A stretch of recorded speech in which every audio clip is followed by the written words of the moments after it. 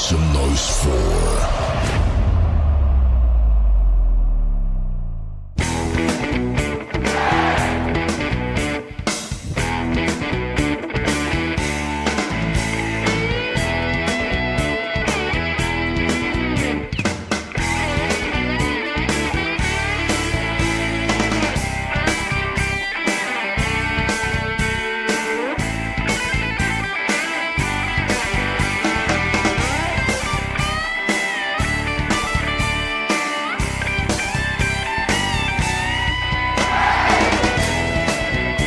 I told them when I come back, we're going swimming. So, tell everybody thank you for them. Скажи, дякую. Дякую. Не, английский. Thank you. Thank you, thank you, что? Very much. Еще раз. Thank you very much. Thank you very much. Thank you, guys. Future president of Ukraine right here. All right.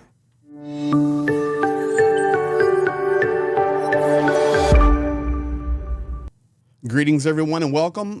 Breaking news right now, 8:02 p.m. Eastern Standard Time. It is 3:32 a.m. in Iran, and I can confirm to you that the United States has carried out 3 bombings on nuclear facilities in Iran. Now, this is breaking for me as it is for you. Fortunately, I do have some feeds coming in from my friends in Israel, and I will be using those to give information. I know that some others want to join me. We were talking about this over the last couple of days, and I was live yesterday with Jonathan Fink, and in my gut feeling, and I don't want to even use the word it's terrible to use, if it was going to happen, I was expecting it this weekend, and that is because the stock markets, I'm sorry to say, do not open until Monday. So we now have 36, 48 hours to digest this information. But I can confirm to you that the United States has struck Iran, 3 nuclear locations. I'm in shock just as much as you guys are. And let's start. I'll do the best I can because I'm watching the feeds. Now it's blowing up over here on my right. Sorry for that phrase. I probably shouldn't have used that. But let's go here. And 13 minutes ago, I honestly was sitting here playing some music with my family. I'm a piano player as well. And all of a sudden, I actually got the first message from Israel.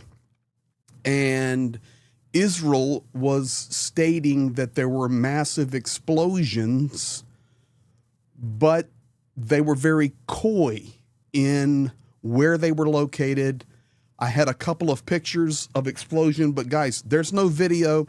There's nothing. Maybe something will come in, but here we have 13 minutes ago, which would have been 7:52 p.m.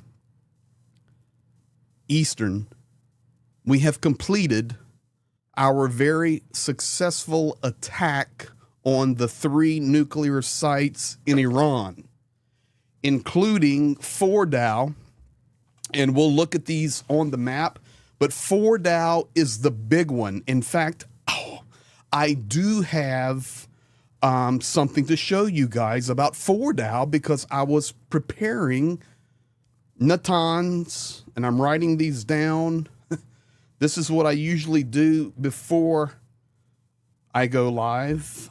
So we've hit Fordow, Natanz, and Eshifan. All planes are now outside of Iranian airspace.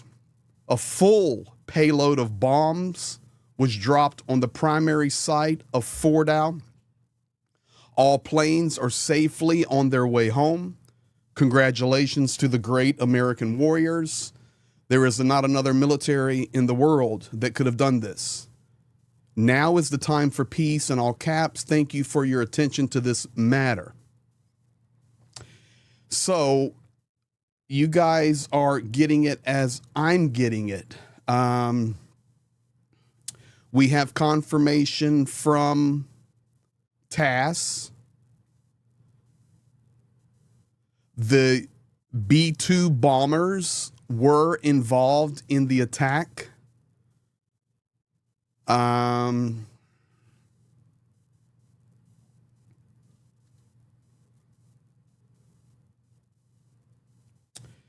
Coming out of Iran right now, the Fordow facility is extremely deep.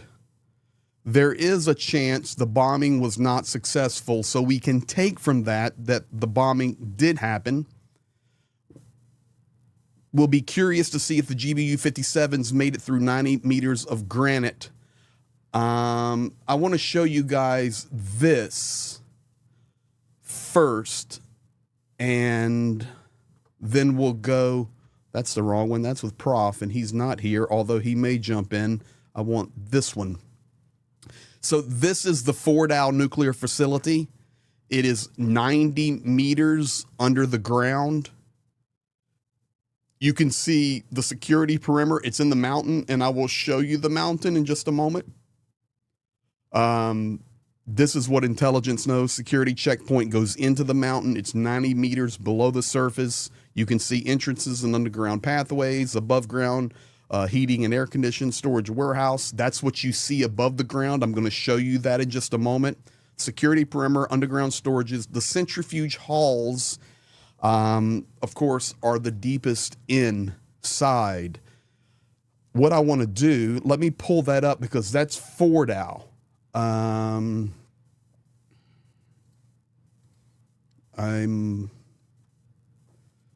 Thank you to the mods for jumping in here instantly with me. I had warned them about an hour and a half ago because I had a gut feeling. I just had a gut feeling that this was coming.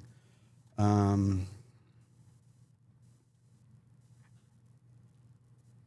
I'm going to go to the political map, or we'll go to this map first here. This is Fordow, and this is the big boy that we're talking about. And thank you all for jumping in here and being here. But here is Tehran and Qom. This is the epicenter of where the earthquake took place. There have been other earthquakes going on, even yesterday, and people reporting about it. Don't follow that stuff. That earthquake was 10.5 kilometers deep.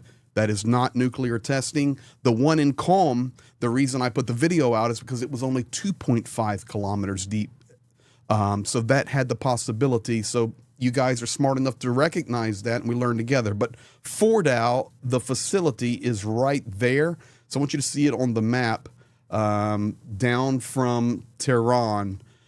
Let's go in now and take a look at satellite, and I will show you the Fordow facility is right here off of this city, Fordow. And I don't know, but some call it Fordow and Fordow. I actually looked it up. It's spelled Fordow, but it's in this mountain range right here. And this is what the United States hit. It's buried under here. Here's where the access goes in, and it goes under right there. This is what we're looking at. Now, let me go back over here and check, because now there's just a lot more information coming in that I can share with you. And let me get back to the chat. I also see that Canadian Broadcasting is confirming this. Listen, Donald Trump is impossible to predict, and we all know opinions of President Trump, but I would hope that the President of the United States would not joke about something of this nature, and I assume he's not. But we are getting the confirmations. Let me go back. Okay, now I got my Israeli buddies rolling. That's what I want. Okay, so now I have confirmation. Let me do this. I'm trying to watch a lot of things at the same time. Let's do this. I need to move this tab over. I can confirm for you guys right now that the United States did drop the GU-57 14-ton bombs were dropped on the Fordow facility. I can also tell you, coming in from Israel, and I trust the guys, my guys there, just like I trust my guys in Ukraine, of course. But the United States informed Israel that it was happening in advance. They confirmed that they would be hitting the 3 locations. They confirmed that they would be using the 14-ton GBU-57 bombs. There were multiple bombs dropped on the Fordow facility. Okay, guys, this is all right. Here we go. We're going to do it all, guys. Just hang with me here. So Donald Trump was out. He was in Jersey. He was playing golf. Different things going on. The world's going on. People are upset, not upset. Life's going on. He comes back to the United States. And this is a fact. He immediately went into the Situation Room. The bottom line is this, guys. Those planes do not appear out of the air. Those B-2s were already on the way. So earlier, when we were talking about when the world was talking about flights to Guam, they were heading to Iran. That's the only thing that we can assume logically. But we do have confirmation that several 14-ton GU-57 bombs dropped on the Fordow facility. Right now, the Iranian Revolutionary Guard channels that my friends follow, I don't, because I can't read Farsi or Persian, and I don't want to trust being on some account that's not right. So I trust my guys to push the information over. The Iranian Revolutionary Guard just wrote that the United States has declared war on us. The war has officially begun. Additionally, Donald Trump is getting ready to address the nation. I should be able to push that through for us. Let's see here. I'm going to get that ready.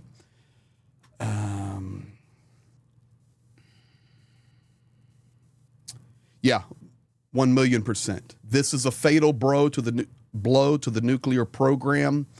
There is large-scale destruction, Israel is reporting, of all nuclear sites intended for the production of nuclear weapons. Donald Trump just truthed again. I call it a tweet. Let me get that up for you because I need to pull in the video feed for him speaking here in a minute. But he has, I believe, truth again. I think, yeah, this is what you call overload, guys. This is what you call overload. I'm trying to pull up his latest, and of course, there's nothing there, no truths. It's all gone. Don't sweat over that. I don't believe that's an attack or anything. What is going on is the system is overwhelmed. However, I have a screenshot of it from my buddies. Let's do this. Let me do this. This is what I had the screenshot of at Real Donald Trump, open source intel OSINT 613, and I've got Professor Gerdes in here now. Let's do this. We can do boom. Welcome, sir. Yeah. So I don't know if this went right to my live or not. I have it set up for live. If you can no, I'll push it right now. I'm pushing it. You talk. I'm here. No, just go ahead and talk. Everybody's hearing you on yeah. mine. So I just told this second time this has happened. I put a video up like an hour ago and said, like, you're checking your news because something's about to start. And sure enough, there it was. It popped. Yes, And literally. then I went to the store after I put it up, and somebody let me know that I had a problem with like some of the sound from one of the videos that was in it. And I was like, oh, I'm going to have to take it down and redo this. And sure enough, Greg calls and says, hey, they just hit. I'm like, oh man, okay. If you can do this, so we can confirm that. So Truth Social is overwhelmed. Thank you guys for being here. Thank you. We're going to go through everything. Prof, if you'll carry the conversation right now for everybody super chatting, for all of you guys, thank you. I had no prep in this. I told guys neither of us did. I was playing. I mean, we music. had prep for the last 5 days, right? I mean, we did. You could see that this was about to happen. Go ahead and do what you're going to do. And I need to do what I'm doing because I want to get to AP over here. You talk, but I can confirm. Let me catch up with what I was confirming from Israel, and then you can talk about it. Go ahead. The B-2 bombers carried out the attack 100%. The bombers that flew to Guam, Israel is saying, were a decoy. The other planes were already en route to the target. That's coming in from Israel. Trump did post, and it's down right now. Maybe it's back up. Fordow is gone. We have that. Let me go back to this. And you knew where it was going to be hitting too. Utah. I mean, nobody was unaware of this. Like I said, in the last thing that I posted, I was saying like you could almost feel in the weather. Like, you know how that feeling that you have when it's about to rain and you can, like, it hasn't rained yet, but you feel like it just changed. It's cool. The humidity changed, whatever. Like you could feel it in the news just now. You could see things like movement of military aircraft. And I was showing you that. You could see it with like the embassy being evacuated, or embassy workers in Israel being evacuated. All those kind of things were signed. Like the American airmen having this meal of steak and lobster. That's a sign, like before they get sent. I mean, like there was sign after sign after sign, and it was going to pop, and you knew it.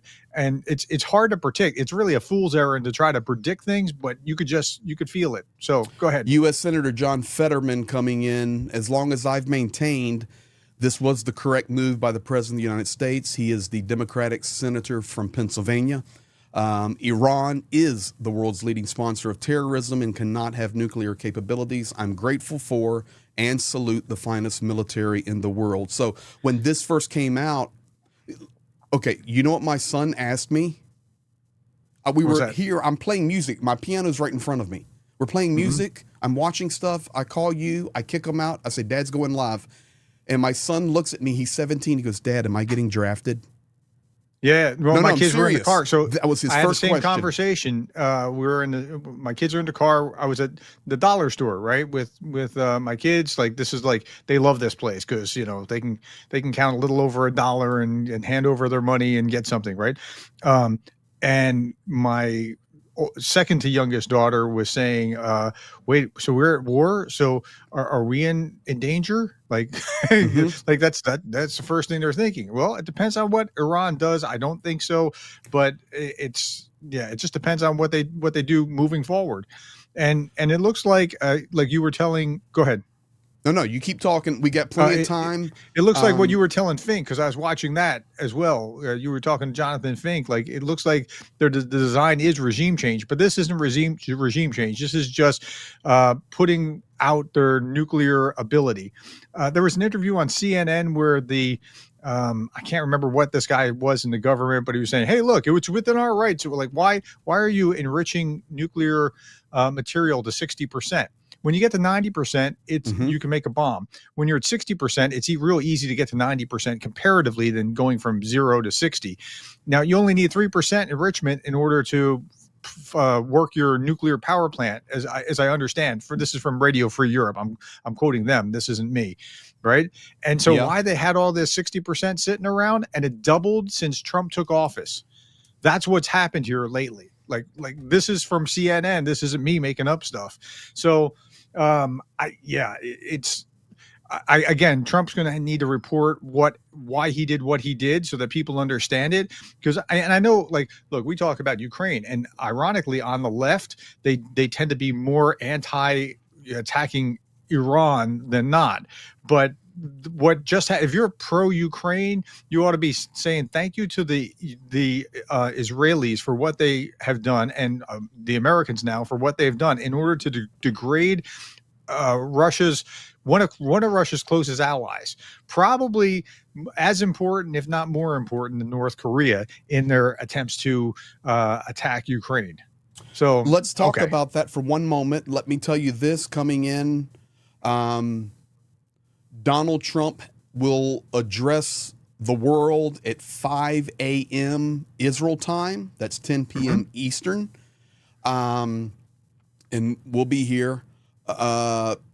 Trump has stated privately to Israel and to his crew, but not publicly yet, that Iran must agree to end the war now and stop striking Israel now.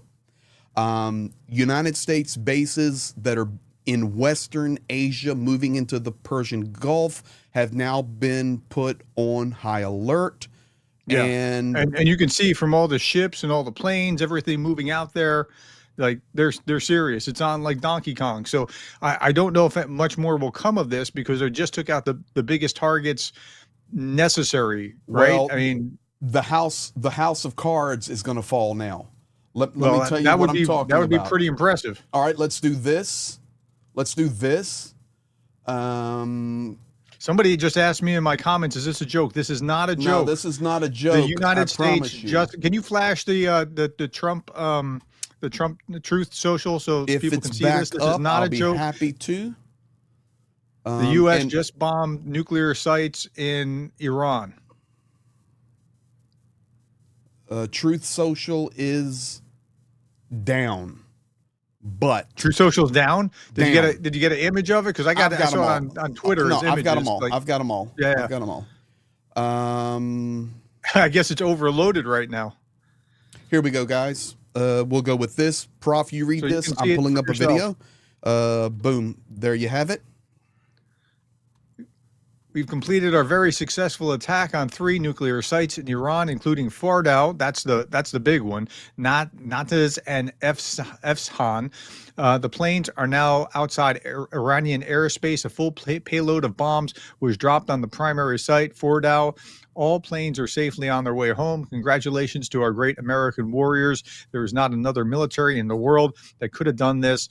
Now is the time for peace. Thank you for your attention to this matter. Okay, so 2 things about that. One, Trump really overuses this thank you for your attention to this matter in many of his tweets. Have you noticed that? Second thing is that Fordow, like they needed bunker busters, and for that you have to have a stealth bomber or something or some. I mean, I don't know. The B-2 is the only one that B-2 can carry bomber, those. whatever it was. It was something big that has to be over it. You don't really launch it from a distance as much as get over it in order to drop it on it.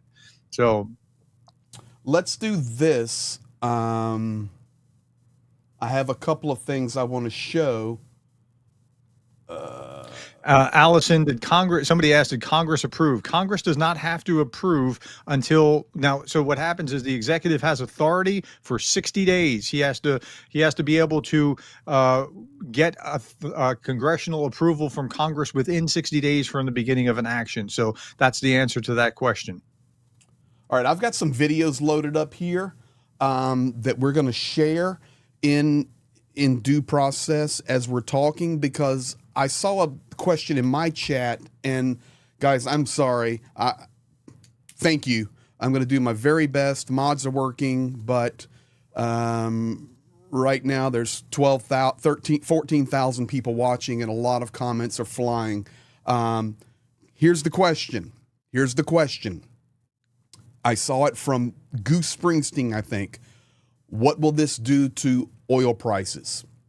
And yesterday on Jonathan Fink's live, I really believed if the U.S. was going to do it, it's going to be this weekend or next weekend. And the reason being, markets have time to digest the information. We're on Saturday here in the United States, but markets hate uncertainty like this, so oil prices will go up in the short term. In the long term, who knows exactly? I mean, like, is Iran going to be sanctioned where they can't get that stuff out? Or are they still blocking the Strait of Hormuz? All those things will have impact on this one way or another. let me check. So it was not just Fordow, but it was also Natanz. I pronounced that wrong. No surprise. So once again, Natanz and Eshahan. So we talked about these all week. Yeah. Okay. So they're Ifashan. They're all here together, guys. Let me do this. I confirmed the locations for you, but the three nuclear sites that have been struck are basically between Qom and Isfahan. So this is that area right here. And I was telling everyone earlier, the earthquake video I did a few days ago, the reason I did that was because the depth of that was only 2.5 kilometers. It could indicate nuclear testing or an accident or something blew up. The earthquake today, which actually happened over here, was 10.5 kilometers deep. That was natural, which Iran has all the time. But this is the area. So the United States has struck the three nuclear facilities, one here, one there, and one there. They're all right in the middle of the country. Fordow, Natanz, and Eshahan, there by Isfahan. Okay, now, we were talking, let me get back to this view, and let me check. This is what we're looking at on Truth Social. If you don't think the world is paying attention to this, look at there. Gone. Oh, sure it is. Overwhelmed. So we'll go back to this. Fortunately, we were able to grab those screenshots in time. This is the other one. Sorry, that's the wrong image. We need to go to this. Fordow is gone. This was tweeted right before Truth tweeted right before Truth Social went down. And Donald Trump retweeted. Let's just agree to call it tweets. Retweeted. Yeah, just call it tweets. Thank you. Fordow is you don't gone. call it X'd. No, right? No, exactly.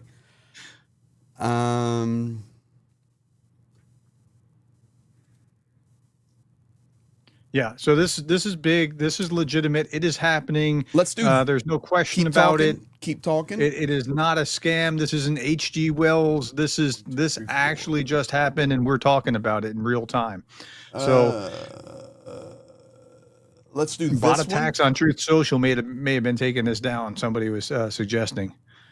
Well, I don't want to go conspiracy. I want to go fact only. But I'm just saying somebody's suggesting. I'm not Absolutely. saying that this is I completely who agree knows what with it is. that. It could be just too many people overwhelming the system. I mean, that was For my sure. first thought. For sure. Okay, before I'm downloading something, we'll share. But before, so Truth Social's down here in the United States, but I've got it from Israel. I don't know how, but here we go. Donald Trump tweeted, "I will be giving an address to the nation at 10 p.m. at the White House regarding our very successful military operation in Iran. This is an historic moment for the United States of America, Israel, and the world." And this is where he said it. Iran must now agree to end this war. Thank you. Thoughts? He's gotten a lot more polite with the thank you at the end. Don't you see the tone changed? It has shifted. U.S. bases in the Middle East, now Iraq, that area were just placed on high alert. Israel is now seeing movement on Hezbollah and the Houthis that they're going to potentially strike Israel. The Prime Minister of Israel is getting ready to make a public statement. I may be able to get that and thank President Trump. Netanyahu and Trump are getting ready to have a phone call. And Israel is saying right now, it's as long as the Ayatollah's regime stays in power, the ideology is there. This took out the nuclear sites. That's really the next step is like what's going to happen there. We have a multi-phase war. So we don't know if this is going to be worse if they have regime change, or if this is going to be the same, more of the same. I mean, it's the same question we have with Putin when we're thinking about, well, what if Putin wasn't there? Or would somebody just as bad or worse take his place? Same thing with the Ayatollahs. There could be some crazier Ayatollah types that are, but I don't know. I think they've been clamping down on their own population for the last 2 years, and this could actually be the time where you see another color revolution. And my vote would be for something really feminine. All right, what is that? Because the Ayatollah would hate that. Okay. Periwinkle. Let me do this. Pink. Lavender. Okay, let me do, keep talking. I'm going to, Fox News with their breaking, and I'm not a Fox fan, but I can tell you this is what I'm getting in. I'm having to produce all this real time, so thank you for your patience. Yeah. No, everybody knows that we're doing this in real time. So what's interesting is there's a lot of talking while you're reading. Please, I'm just going to talk for a little bit. A lot. So there's a lot of talk in my feed about MAGA this and MAGA that. There's a real infighting between MAGA and the old hawkish Republicans like myself about this kind of thing. Like I'm on the side of, well, you know, if they actually do have that enriched uranium and they're building the bomb, what kind of help do you need, Israel? That's kind of where I stand on this sort of thing, right? But MAGA, they're beside themselves talking about, like, I didn't vote for this. I voted for the president of peace. Well, this might be the way that you get to peace. And if we, take a page out of this songbook with Russia, you could back Russia up real quick with this kind of thing. Well, so, this is going to be a big deal in regard to Russia, and we can talk about that in just a few moments, because there are some statements that Putin made, that Peskov made, and this will affect Ukraine. This is, let's not be naive. The world just changed. Yeah. Oh, yeah. No, this is big. Let's like this whole week. From not last Thursday, but the Thursday before, when Israel first attacked, something material. It's like a tectonic shift.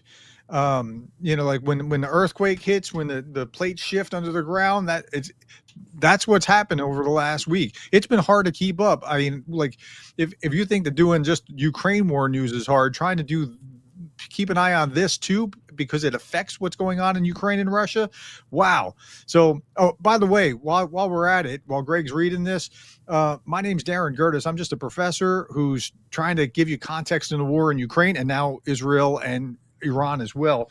And my YouTube is at professorgerdes.com. If you're on Greg's, or if you're on mine and you don't know who Greg is, Greg and I have worked together for a year and a half or so now, trying to do this same kind of thing. We've raised lots of aid for Ukraine and that sort of thing. We keep you posted every day. His on YouTube, his handle is at Greg Terry Experience. So if you're not familiar with one or the other, please make sure that you are familiar and consider subscribing. Thank you. Go ahead, Greg. What'd you find? Okay, so now senior Houthi official just made an official statement. His name is Hazam al-Assad.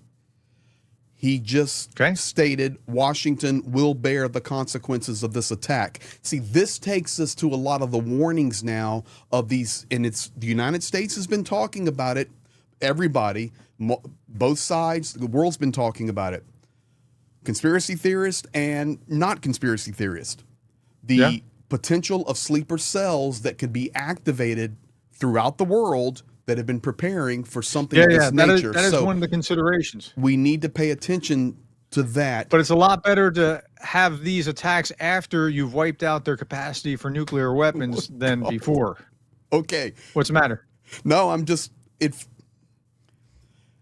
feels good when you work 24 hours, 7, like we both do, standing for truth and freedom the best we can. And you say, I know I'm tired. Something you say gets confirmed. It makes you feel good. I'm bringing it to you now.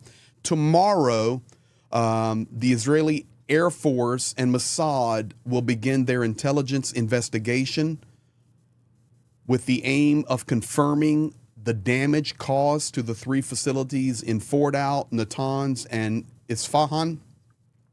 But with current estimations, with Mossad's people on the ground there now, which we know.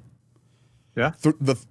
The three facilities have all suffered fatal blows, and Good. initial doubt as to whether they are even possible to be restored in the future.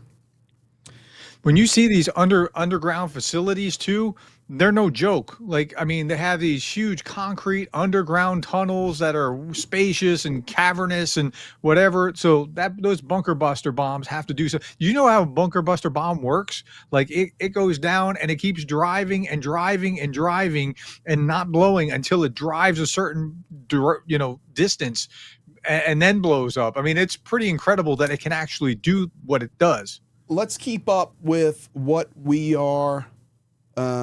Alan Fields, you never want to fight in your life for YouTuber dudes. I would never answer a comment like that, but I've spent 14 months on the front lines of Ukraine getting bombed. You're more than welcome to ride with me. I have a black belt. I've won some fights. Here we go. This is what Fox News was saying just minutes ago. This is a Fox News alert. News from the President of the United States that there has been an attack inside Iran. Just moments ago, President Donald Trump putting out on Truth Social, we have completed our very successful attack on 3 nuclear sites in Iran, including Fordo, Natanz, and Esfahan. All planes are now outside of Iran airspace. Again, this from President Donald Trump. A full payload of bombs was dropped on the primary site, Fordo. All planes are safely on their way home.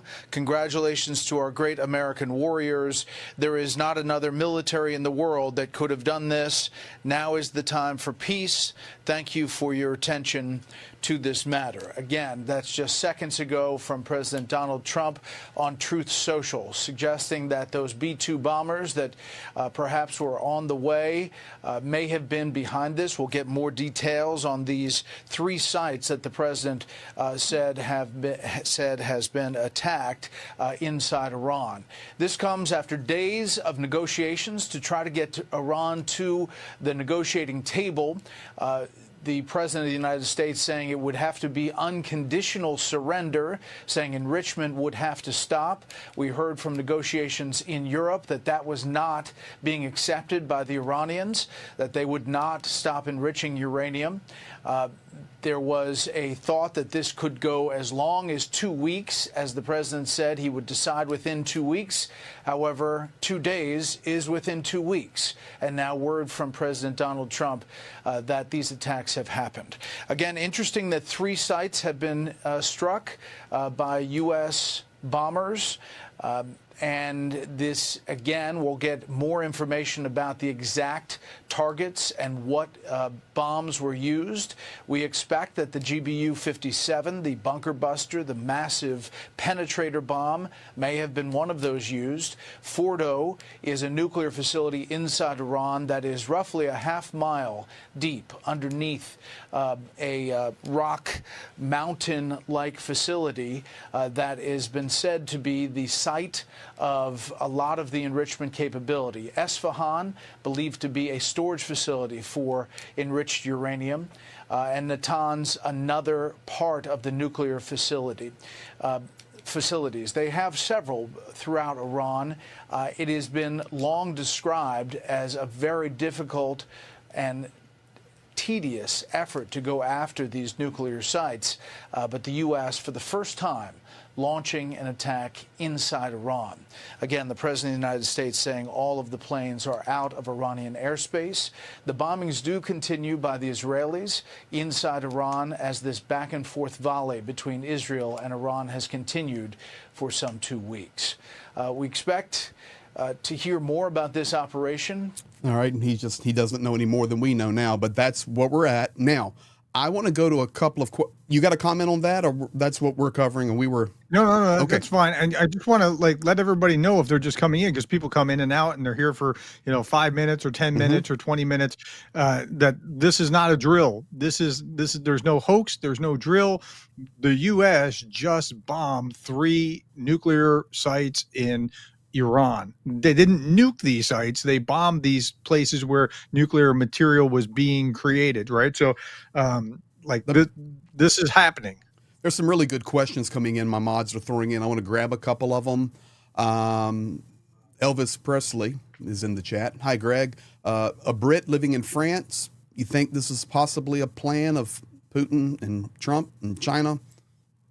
No, I don't see anything like that. Okay. I don't perceive that. So listen, Trump sees this radically differently than the way that he sees Russia and Ukraine. Unfortunately, he doesn't see Russia and Ukraine as issue with America's core interest. He does see it with Iran, because Iran's generally saying death to America, death to Israel, right? I mean, and Iran having a nuclear weapon just changes everything in the Middle East. That would be terrible. Now, I wish you would see things more like part of our core interest with Ukraine, but he noticed the difference in the way that he handled this. And I'm not just going out of my way trying to praise Trump. I'm saying like he just sees this radically differently, and he's at odds with many of his advisors, his MAGA advisors. So, okay, go ahead, Greg. Let's do this. A couple more questions that are in the same area that I think are important. Is there an agreement existing between Russia and Iran? Will this bring Russia into the fray? So I can answer that. Yes, there is an agreement, but it's not military. It is not the same agreement that Russia has with North Korea. That is this is military absolutely agreement. Fascinating too, because what happened there was that in January, Putin was kind of upset that he didn't get an agreement that was a mutual aid pact. Like you could kind of tell it, like he wanted it to be more than it was, and the Iranians were like, we're not exactly sure that we want to do this. Now I think they're rethinking that, because they wish they had that extra helping, and if they had that extra helping, that would have been extraordinarily dangerous, because now that would have meant Iran. So my wife and kids were asking me when I was on the way back from the store after you had tagged me about, hey, we just did this, and so my wife asked me, so are we at war? Well, technically, yes, you're at a state of war whenever you do something like this, but technically, no, simultaneously, because we haven't actually declared war since 1942. It was the last time we did was, I think, Romania something like that, in 1942 during World War II. So that's the last time we've actually done it. We fought Korea, we fought in Vietnam, we fought in Desert Storm 1 and 2. And Operation Freedom, right? So we've done that, but we hadn't declared war officially. And can Trump unilaterally do this? He just did, and yes, any president can, and he has 60 days if he wants to continue this to go to Congress and say, Congress, can you declare war by the Constitution? But he doesn't it might just be over at this point as far as what the U.S. involvement is, or it might continue. We just don't know yet. Junior BLNX, how do you think Russia will react to this? That's $1 million question, but I'm going to show you something. And then in the similar vein, Lada Gaga 93, did Russia assist Iran in seeking nuclear weapons technology? My answer to that is absolutely 100% yes. Yeah, I mean they have hundreds of workers in Iran. They have thousands of workers in Iran. Yeah. Okay, so working on nuclear power plants. I mean, it's just the majority of those nuclear power plants they're working on are down on the coast in the Persian Gulf. I can actually show you where on that. But Russia, like while you're looking for that, Russia didn't want this to happen. Where it's at.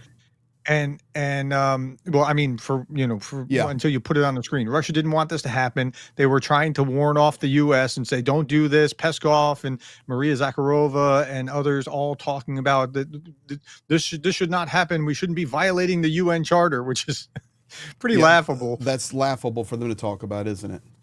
Okay, so let's do this. The nuclear power plants where Russia has a lot of workers, and when I say a lot of workers, guys, I'm talking thousands, because Russia assists in building and development of technology. They're down in this area right here on the sea, on the port. But this is Isfahan to Qom. Right below Tehran is this way. This is where the 3 sites were hit. This is where Fordow is. Most of the Russians are down here. Now, do you think there's any Russians up here? Well, of course there are. But I don't have a picture of them. How many we don't know. But of course there are. Russia is helping, and this will have an impact. So you talked about Peskov.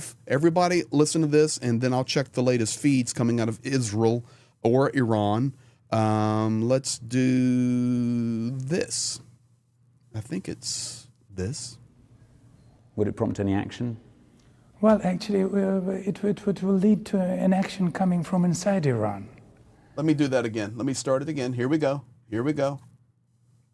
If it were to happen, though, that Israel assassinated Ayatollah Ali Khamenei with US assistance, how would Russia react? Very negatively. Very negatively. We will strongly disapprove it. Would it prompt any action? Well, actually, it will lead to an action coming from inside Iran.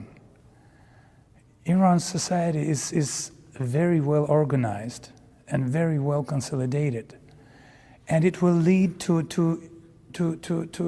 birth of extremist moods inside Iran.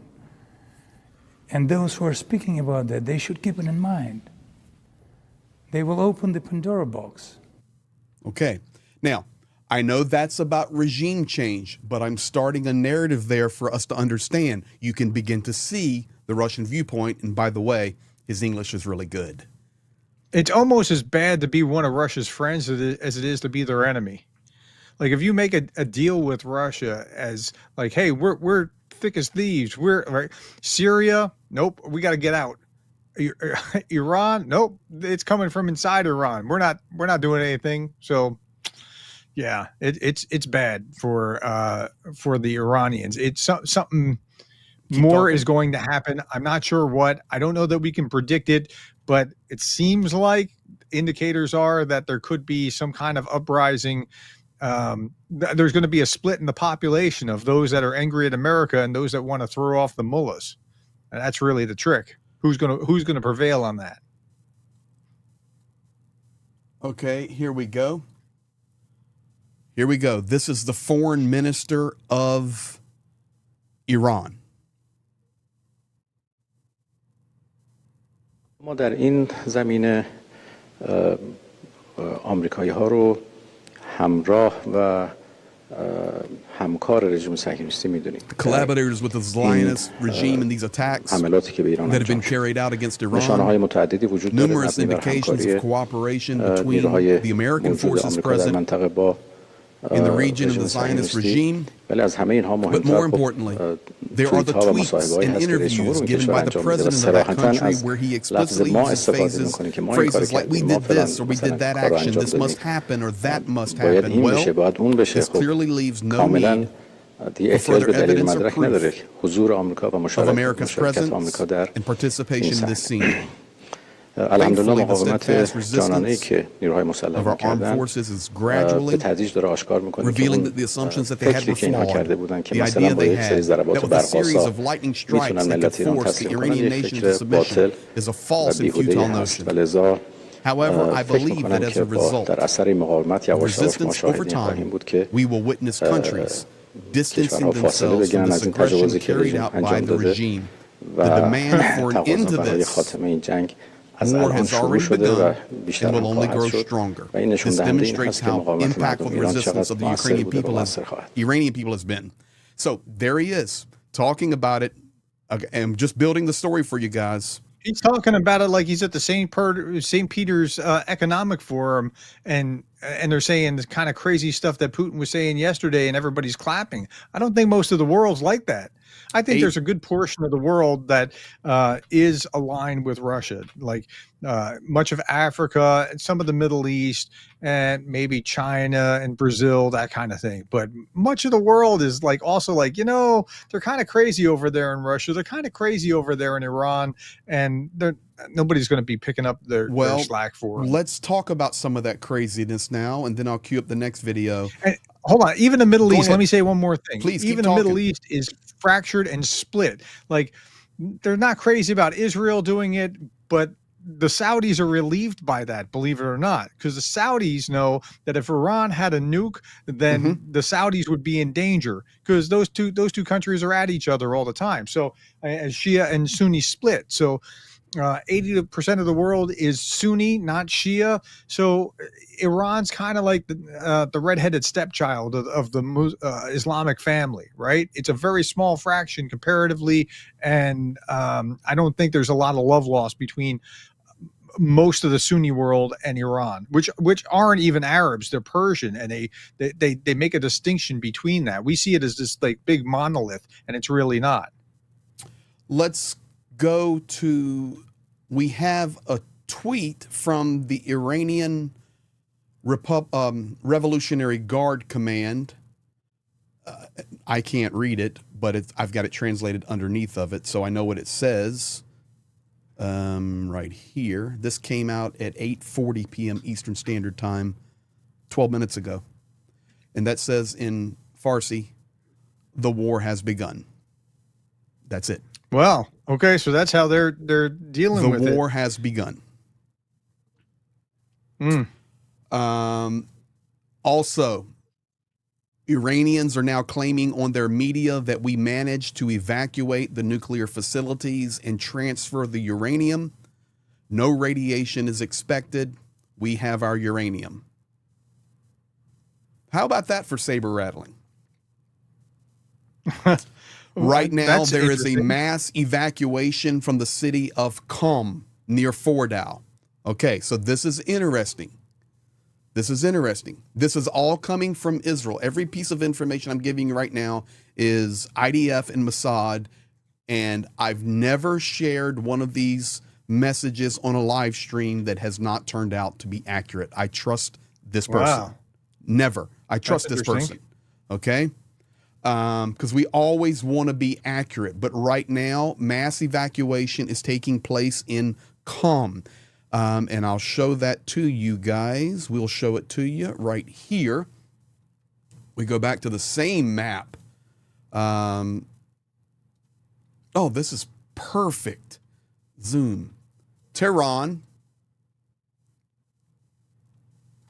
And I know that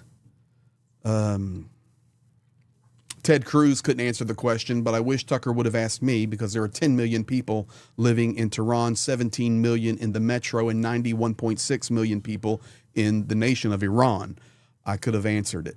But Qom is this city right here, mass evacuation going on, and the nuclear strike was, the bunker buster strike on the uranium enrichment facilities were Natanz, Isfahan, and Fordow.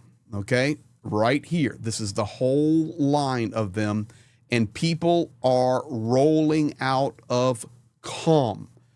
How many people live in Qom? I don't know. This city is the largest in the Central District. 1.2 million people. It's not a village. It's a big city. Okay. So Qom right now, Qom, however you pronounce it, is definitely not calm, C-A-L-M. So let's go back. Utah. It's like Tehran. Tehran has about 9-point-something million, 5 million had already left the city this afternoon, according to whatever news accounts I was reading. So it's the same kind of thing. I mean, if you live near Fordow, you know you need to get out of Dodge. So anyway, by the way, we're reading your chats as well. Like I'm reading these, and we're trying to steer the conversation to answer your questions. Even if I don't say yes, Robin, or yes, Richard, or yes, Michael, we're still trying to answer what we can answer along the way. And what else you got, Greg? Well, I can tell you right now, definitely residents are evacuating Qom. That's confirmed. So I don't read anything into that, okay? But I imagine the earth was shaking in this region.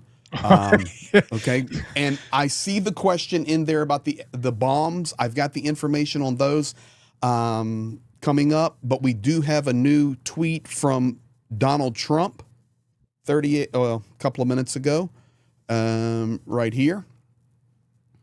That's it, American flag.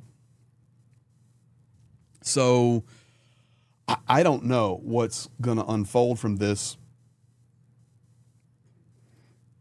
I don't think anybody can actually honestly predict what's going to happen.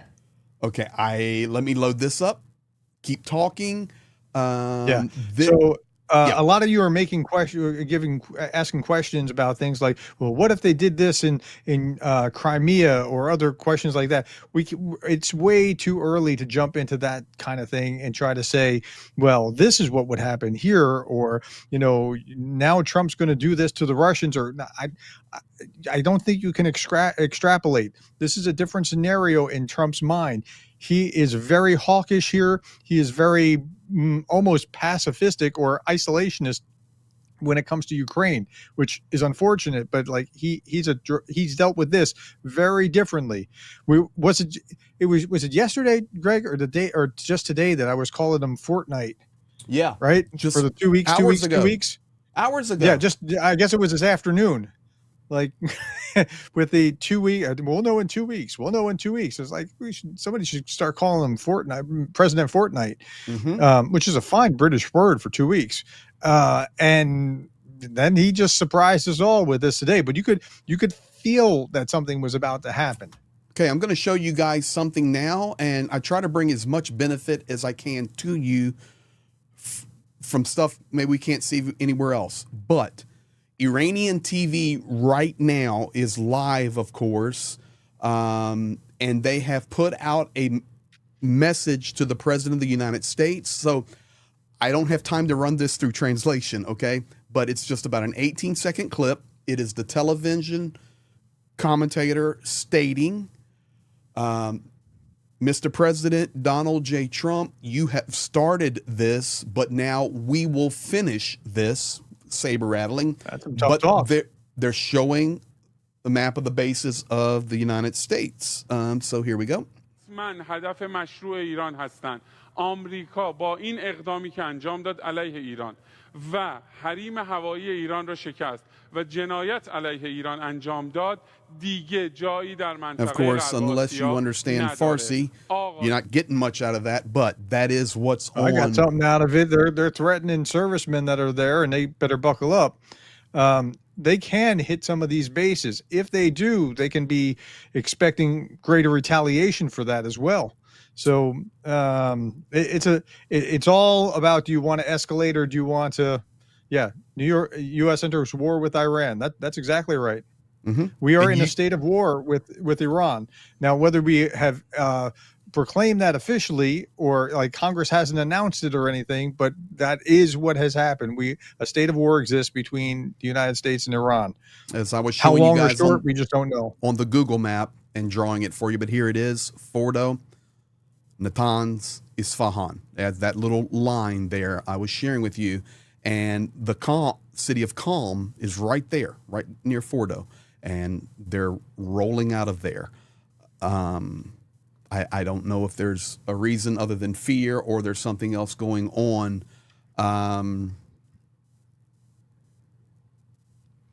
The same Iranian broadcasting company is stating that they knew this strike was coming and they did move all of their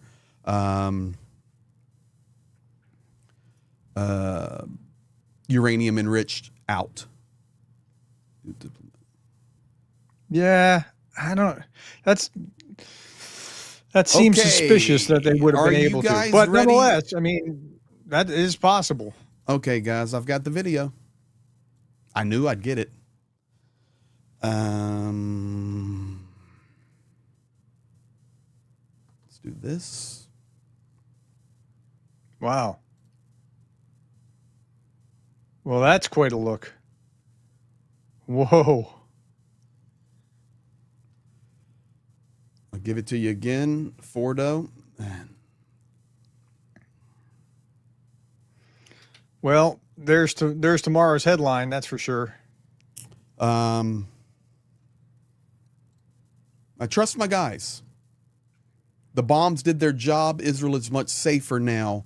Israel is stating that Donald Trump has said. Okay. Coming in from Iran right now, residents in the city of Qom have been ordered to evacuate due to radioactive numbers from Fordo. Wow. Okay, now, that could be propaganda. That could be emotion, trying to do something to move people's emotions about it. Some city of 1 million people, or it could be real. Yeah, I mean, that's we going to be just really saw bad if that's. Wow. By the way, again, I'm looking at on the live stream, average view duration is telling me that we've been on this for, I don't know, since I've been here since 8:20, and it's 9:02. So some people that have come are new to this. This is not a drill. This is not a fake. It's not the War of the Worlds. The U.S. did hit nuclear sites, 3 nuclear sites in Iran.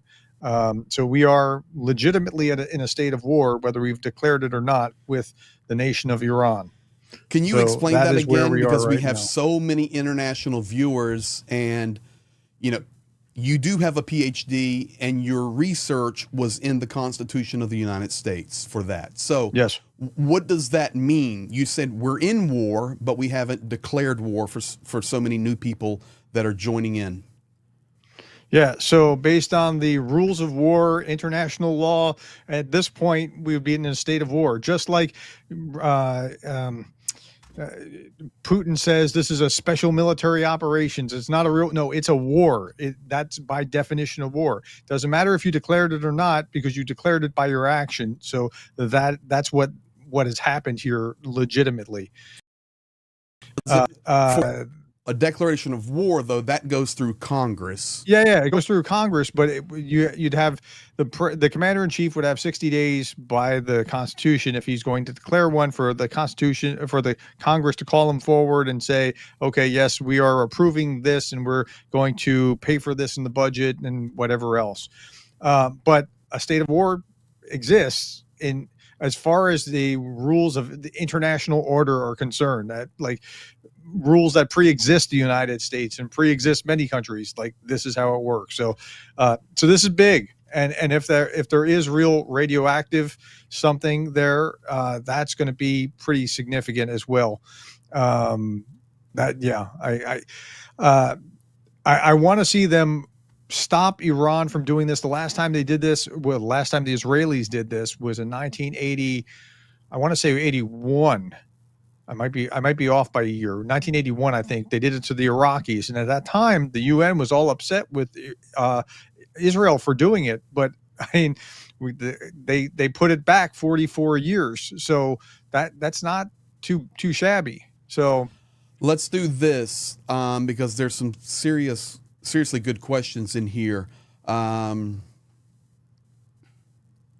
news was out that Iran shot down 2 Israeli planes today. That did not happen, Miro. No, not shot down. There wasn't shot down. There were things on the tarmac that were hit. No, they were asking were the Israeli planes shot out of the air. Oh, okay. No. Yeah, Israel hit some planes on a tarmac. They were F-14s. F-14s, but Israel did not have planes shot out of the air. Not to my knowledge. Reptile, does that mean Iran might have a nuke to show or use? Well, hopefully not. So this is the dilemma, though, right? Iran didn't quite get to the place that they needed to in order, like they kept stalling in these meetings. They're going to have another meeting. They're going to talk about it, and then they'll meet in another month or so or whatever. They're trying to get to a nuke. If they had a nuke, they don't have to have the meetings anymore, and they can hold it over whoever their enemies are, whether they define their enemies as Israel or Saudi or whoever. And so they're in the worst possible position, and they just had whatever they had to enrich it blown up. Now, if they got some stuff out, perhaps they could create a dirty bomb, but they couldn't do what they were trying to do before at the scale they were trying to do it. Wayne Webrovetsky, yes, it was the GBU 57 30,000-pound bombs. I think what I was reading, it was saying it was like 14 tons, but it's, yes, you're correct. 30,000 bombs. And I have the numbers that were dropped from Israel saying, I'll give that to you in a second. Lots of questions in the chat about, okay, this is going to really be a game changer for Russia. And it's not only going to be a game changer for Russia, it's going to be a game changer for China. It's going to be a game changer for North Korea, because all three of these leaders were warning the United States not to do this. That's right. It's bigger for China than it is for Russia. Trump and Putin have been way too chummy. Trump and Xi have not. And if Trump was willing to do this here, Xi has to be on notice now. What's he going to do if we try to take Taiwan? So I think even though what he's done with Ukraine has been lackluster, it's not been enough. It's been insufficient, certainly. It's been useful in sending that message to Xi. Israel is stating that the United States used 30 GBU-57 bombs on just Fordow. 30 on it. 30. That's not playing games. That is 420 tons of explosives dropped on the facility in Fordow. Adam. Come here. Holy cow. Come here. This is my son, guys. And when he comes on camera sometimes, but what did you ask me when I told you this happened? Am I getting drafted? Am I getting drafted? So no, you're not getting drafted. But this is what happens, guys, and it's the reality. The reality. How much do those cost a piece? I don't know, but I know one thing: it was millions of millions and millions and millions and millions of dollars. How much does it cost not to do it, though? That's the calculus. Right, you have to look at both sides of that coin, and if Iran got a nuclear weapon, that would be very, very bad. I want to bring up. I've got some more info in there to give you guys, but I want to bring a Putin statement up while we're talking about this. Let me get it here. Let's change this. So a lot of you have questions about what's Putin going to do, what's Xi going to do, what are the Europeans going to say, that sort of thing. We can't answer those kind of questions. Like it's all speculation at this point of what's going to happen now. The best we can tell you is what has happened. And thank you for listening to us and being here again. Greg just popped in my YouTube address at Professor-Gerdes, and he's trying to get his own in there, which is at Greg Terry. Yeah, but he's like trying to monitor everything that's going on. Much going on here. Trying to answer my questions. So yeah. So while he's popping that in, go ahead and pop that in. So in the meantime, I'm going to tell him something here. Okay. So he is at Greg Terry Experience. So if you're not familiar with his page or his channel, please go over to at Greg Terry Experience if you're on mine, or vice versa, so that you can get these information updates regularly. We both talk about Ukraine and Russia, and we both pivoted to talk also about what's going on in Iran and Israel, because this is all connected. The reality is, while it's not connected like legally by treaties, they're helping each other. Like Iran is helping Russia. Russia has been aid and military and moral support for Iran and Iran for the Houthis, and the Houthis have been attacking U.S. and other interests in the Gulf, and so it's all connected, guys. But I don't mean that in a conspiracy theory kind of way either. But there's like, if you care about what's going on in Ukraine, which most of our audience does, then you want to care about what's going on here as well. Even if fundamentally, and I know there's a split, some of you that would be pro-Israel and some of you that would not be pro-Israel. That's fine. Degrading Iran is good for Ukraine, and that's okay. So many people are asking about the connections and how everything's connected. I was able to pull Putin's statement back up on Iran. Let's take a listen at this, and then I'll have some more information coming in here. This This is clip 25, and we'll go right. We support Iran in its struggle for its legitimate interests, including the interests with respect to peaceful uses of the atomic energy. And this has always been our position. This is our principled position, including in this conflict. It has never changed.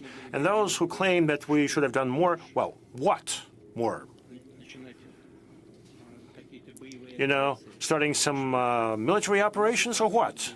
I mean, we already engage in military operations against those who we consider to be opponents of the ideas and concepts we promote. He ain't helping them. He's not going to do it. And those who create threats for the Russian Federation. And those are basically the same forces, be it in Iran or, in the case of Russia, somewhere hiding behind the scene. You know, these are not those who engage in actual combat, but we have some obligations, and we uphold Iran's right to peaceful nuclear energy, and not just with sheer words. There you go. That was the last part I wanted you to hear. We support Iran's right to peaceful nuclear energy, and it's not just sheer words. So what will come from that? I don't know. And it's not peaceful energy either. It's something more. That's precisely the problem. If you have this enriched uranium that is almost military grade, that's way beyond what you need for nuclear energy purposes, something else shady looks like it's going down. Now, this is just from what I've read. I don't have like actual intelligence from, official sources. I'm just reading what is published by like legitimate authoritative newspapers, right? But if that's the case, will China potentially take this opportunity to move on Taiwan? I don't think so. I don't think he made that. So, okay. So here's the calculus. William Spaniel was just talking about this. I put a video out today again, looking at like what William Spaniel had done. He's a great guy. He's a political scientist at University of Pittsburgh, I think. And he was talking about, well, if the U.S. is bogged down in Iran, that would be something that would make the calculus for Xi to move on Taiwan much more likely or much more incentivized, right? I don't think today, like maybe we'll get into a place where the U.S. is bogged down in a hot war with Iran, and that's ongoing for a long period of time, in which case I think that's correct. That might make it more likely. But today was a sign to Xi to go, maybe this isn't a good idea. So secondary sources right now confirming in Iran that there is active radio levels that they've had to evacuate calm. It's a second confirmation. Now, this is coming from Iran through Israel. I'm getting it, and I'm telling you. But it's the second one now that has come. Yeah. So here we have now more information coming in. Think about it logically, and this is what Israel is saying right now. So Benjamin Netanyahu, when he had the conversation with Trump, he knew this was going down. But Netanyahu has been in his Security Council meeting for now pushing 5 hours. So they went into their bunker situation and probably were watching real time or understanding, getting the intelligence real time. Netanyahu has spoken to Trump, and Israel is now saying what is going to happen going forward is the Ayatollah will have two options and two only: surrender now and survive, respond and be toppled. That's logical. Well, there's something that seems probable about that sort of thing. And the reason is because they've been clamping down on their own population, and particularly the women in Iran have had enough of this. After the headscarf or headdress kind of thing where somebody was, it's been quite a scene for a year and a half now in Iran. And so there, other than, if it wasn't for that, I would say the likelihood seems small that they would be toppled, but I think there's a lot of internal resistance that it makes it really dangerous for the Iranians right now. Information coming out now that the United States is saying, no, we didn't launch 30. We only needed 6 bunker busting bombs on the Fordo facility. In addition to that, we launched 30 Tomahawk missiles from submarines located 400 miles, and they were used on Natanz and Isfahan. Okay, so it was bunker busters in one, Tomahawks in the other. Bunker What's busters the at third? Fordo, and a combination of Tomahawk missiles launched on Natanz and Isfahan from nuclear submarines. So those were the lesser sites. Fordo was really the big one. Fordo was the big one. Fordo was the one where all the diagrams of how deep it was under the ground built they into can the never mountain. touch Yes. it. Right. Another confirmation coming in that Fordo is now completely out of action, completely destroyed. This may be why. Oh my goodness. Okay. 50% of the Israeli Air Force is now in the air patrolling the skies of Israel and Iraq, prepared for a retaliatory attack. They're in the air, and the other 50% are on the ground ready to go. I trust this 100%. They'll rotate in and out. That's smart, man. Mm-hmm. I mean, you've got to know that it's coming. Wow. It's weird doing this, knowing that this is a probably one of the biggest events perhaps in our lifetime.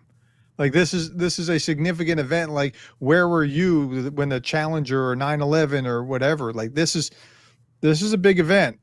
This is shifting things in the world order. And we're doing our very best. You know, this is not political. We're just reporting straight facts to you of what's unfolding. As Prof says, this is going to be one of those moments that we remember in our life. But I can tell you, Speaker Mike Johnson now stating the military operations in Iran should serve as a clear reminder to our adversaries and allies that President Trump means what he says. The president gave Iran's leader every opportunity to make a deal, but Iran refused to commit to nuclear disarmament agreement. President Trump has been consistent and clear that a nuclear-armed Iran will not be tolerated. That posture has now been enforced with strength, precision, and clarity. The president's decisive action prevents the world's largest state sponsor of terrorism, which chants death to America, from obtaining the most lethal weapon on this planet.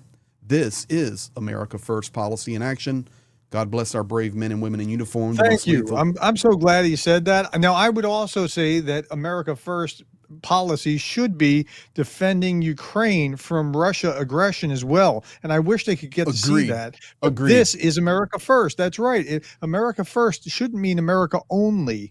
Like it's not us, right? 100% Because it could agree. become us. We have to, like, this is in our core interest. And yeah, okay. Yes, this benefits America by helping, by fighting for, standing with, fighting for, protecting, equipping Ukraine, making sure that Iran can't get a nuclear weapon. They're the largest state sponsor of terrorism around the globe. Yeah, this is right. Yeah. So somebody was asking about your sources, Greg, in here, and Greg's really I have a friend in Mossad. And I have a friend who is in the politics in Israel. So he's real tied in, guys. And he's tied in, especially in Ukraine, having been in Ukraine for 28 years, working back and forth. When you listen to me, I'm only talking about and analyzing open news sources that I can prove. So you'll see me highlight things all the time and talk about what's in the major articles and that sort of thing.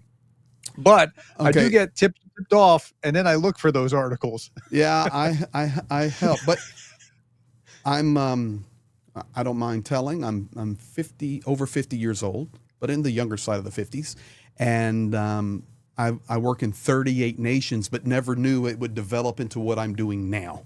A lot of crazy nations in Africa and Pakistan and Israel and Middle East and Ukraine and Russia and all those places. and it, brought me to such a time as this. Here is Yoav Gallant, and unfortunately I'll have to show you the response from Jackson Hinkle, because it uses language. Was it his heart with the Ayatollah? I showed that today. No. This is happening right now. No. This is happening right now, and this is not language I use or show, but I will. You'll see this one. Yoav Gallant, President Trump took a bold decision for the United States, for Israel, for all of humanity. The world is now a safer place. Israeli flag, salute American flag. And then you can see Jackson Hinkle's response, F you Zionist terrorists. That guy has never met an authoritarian leader that he didn't like. It's fascinating. It's actually there's like something wrong there. I don't even know how to describe it. Like he was all in for Putin, and then when October 7th hit, he was all in for like slaughter those Jews and that sort of. I was like, what? I mean, I understand sticking up for the people of Gaza, like not necessarily the terrorists, but like the innocent people there. I get that, and I understand like the Israeli position even better, right? But he just goes all in on the wrong side, like consistently. It's like his compass points the wrong direction. He and Scott Ritter, Doug McGregor,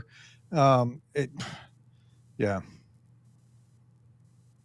Okay, what else you got? I can tell you right now that Iran, as the attack was going on, Iran was putting out that they lost all radio communication, all GPS, and all cellular went down for the time of the attack. The United States electronic warfare silenced their entire country. Well, they silenced their own country about a week ago. They did on the internet, but last week, and they were just starting to get the internet back, which was a terrible time to do that. And the reason this is one of the reasons why I say like toppling the regime is actually possible, because they silenced the internet so that like people wouldn't rise up against the mullahs. Right? Like that was their own country leaders did that. And so people couldn't like communicate and figure out is, Aunt so-and-so okay. Iran just putting out a statement now that we are not responsible for any American military that lose their life as a result of this attack. Donald Trump killed you. That's illegitimate. They're pushing it. I mean, by any means. Pushing it. I'm giving you real time. If the Americans said that, it would still be wrong. That's not a legitimate way to think. If you're going to keep fighting, you're going to keep fighting, and it's not. Yeah.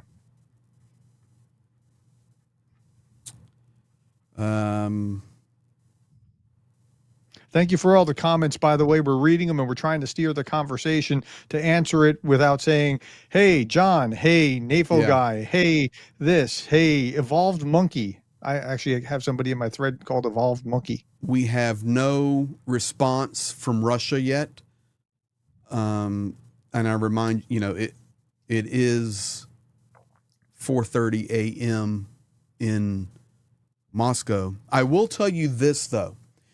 Anytime that something goes down, like a large strike that Russia will do against Ukraine, or something is like in the air, all the Ukrainian analysts I follow, they will document that Putin and his motorcade is rushing to the Kremlin in the middle of the night. It just happens all the time, guys, on this stuff I watch. And there's been no motorcade rushing. There's been no.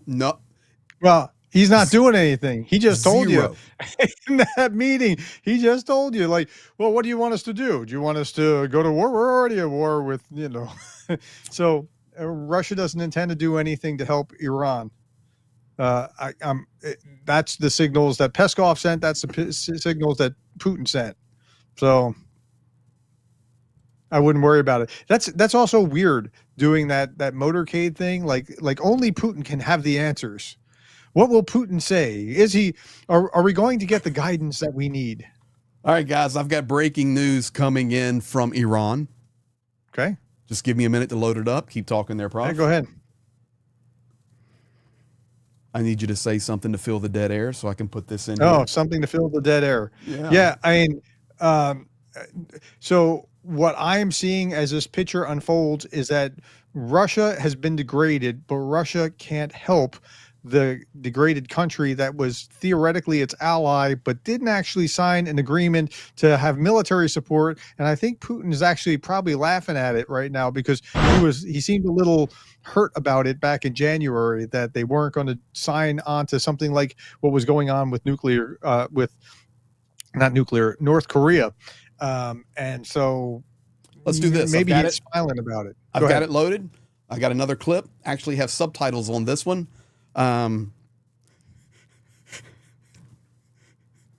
You guys saw the explosion at Fordow, right? Okay. Yeah. Here we go. تنها بخشی که در Only سایت part هسته‌ای damaged at فورد the آسیب Fordow دیده nuclear این site تونل‌های was the ورودی و entry and خروجی exit بودند tunnels, و and the آسیبی به خود facilities تأسیسات themselves were not harmed. So that just came in from Israel. It's so good. I'll play it again.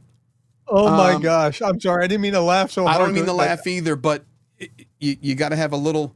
It's like Baghdad Bob. Listen, here it is again, guys. This is real. This is not AI. This came directly to me from Israel. They just put the little subs on it there. تنها بخشی که در سایت هسته‌ای فورد آسیب دیده این تونل‌های ورودی و خروجی بودند و آسیبی به خود تأسیسات were not harmed. So there you have it. I'm trying to give you everything I can give you that's coming in. We are 33 minutes away from President Trump addressing the nation.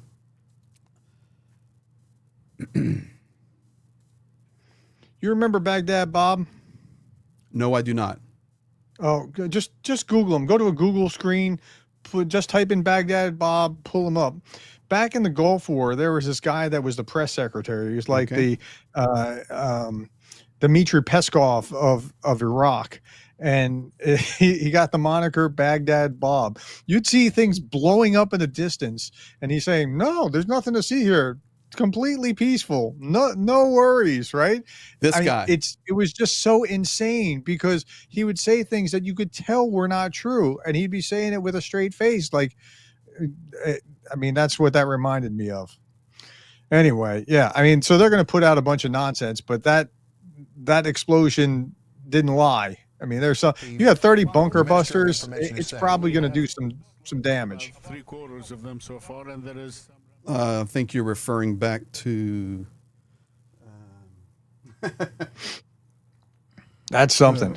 Okay, that's Baghdad Bob, but I think this is what you're pulling out your old knowledge here. I need to get this ready anyway because we're going to watch President Trump address here. Let me do this. Yeah, somebody put authoritarians are clowns, so it's to be expected. That's right. They really do seem to think that people are stupid. Like they can say something. Who are you going to believe, me? You or me or your lying eyes? And like Putin the other day talking about how he hit only military objects.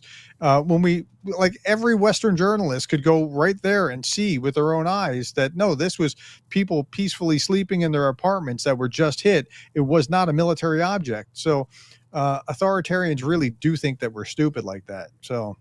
To the center of the city. This guy? Yeah, there you go. And I'm telling you, this is not true. The operations are still ongoing, and I can tell you, and you can record it on me that I have said that, they are beginning to commit suicide at the forces. I don't want people to misunderstand. Prof was giving us a history lesson there about Baghdad it's Bob, a trip down because memory we've been lane sharing to see Baghdad Bob. Some Iranian news in regard to this. So let me get back up because I'm sitting here waiting for President Trump's address, and we'll share that together. And then we'll probably be done because now we wait for the world to wake up on that side of the globe and we see what unfolds. Let me go back to. Hold on. I got to point something out. Wasn't claiming that uranium out of there and essentially an admission that their facilities got annihilated. 100%. It was also also an admission that they were enriching that uranium as well.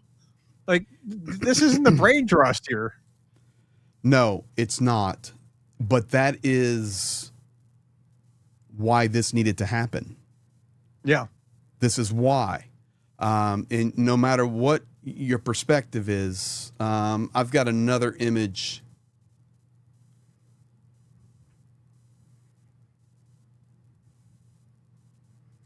So Okay, I had another viewer that said the world's a safer place now than it was just a few hours ago. That's right. That's exactly right. Even if you have to go through some problems in the immediate days, it's still safer than that being a day closer to Iran having a nuclear weapon. That would have just been horrible. Here you go. Different angle. Wow. That is going to be the headline tomorrow.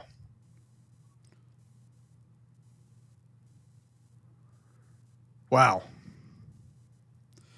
Now, just remember, only the entrance and the exit doors were damaged. Yeah. Well, those doors weren't made of the finest stuff to begin with. They must have imported it from America.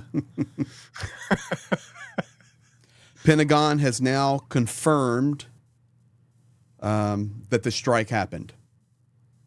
So, okay. I mean, they're confirming it after Donald Trump confirmed it in that, video and okay. everybody else in the world.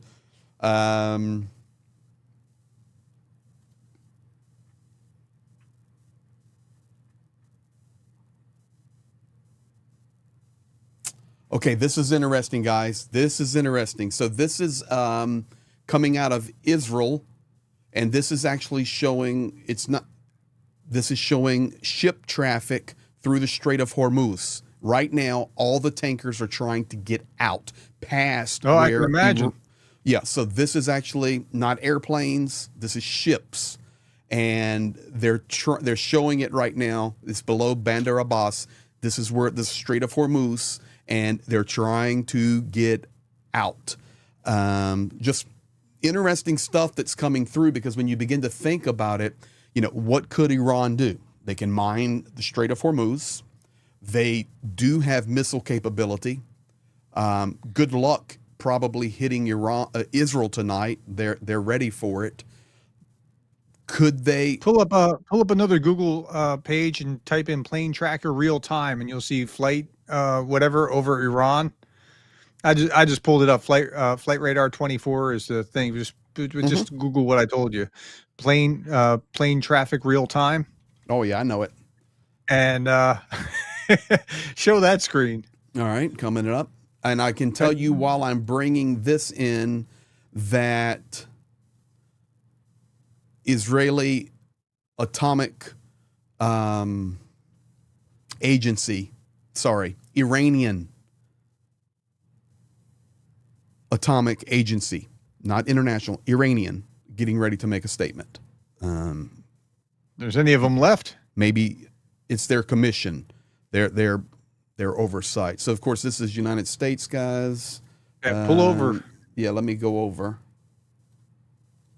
And you'll see this. Just look for the big hole. There it is. Well, you know what's interesting, and I'll leave it at this zoom. So this is the outline of Iran, Iraq, Jordan, Syria, and southern Turkey. Additionally, this is, we need to pay attention to, is Ukraine and Belarus. So you can see the two dead zones of air traffic. Yep. Very, very interesting. And I mean nothing in the air. Well, would you want to be in the air somewhere over Iran, No, Syria, I would not. Jordan right now? I think that would be a fool's errand, right?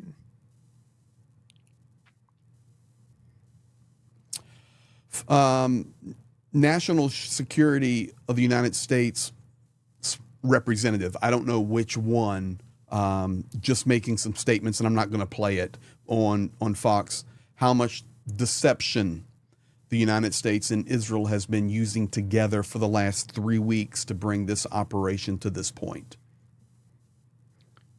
The B-2 stealth bombers were used. It all plays out.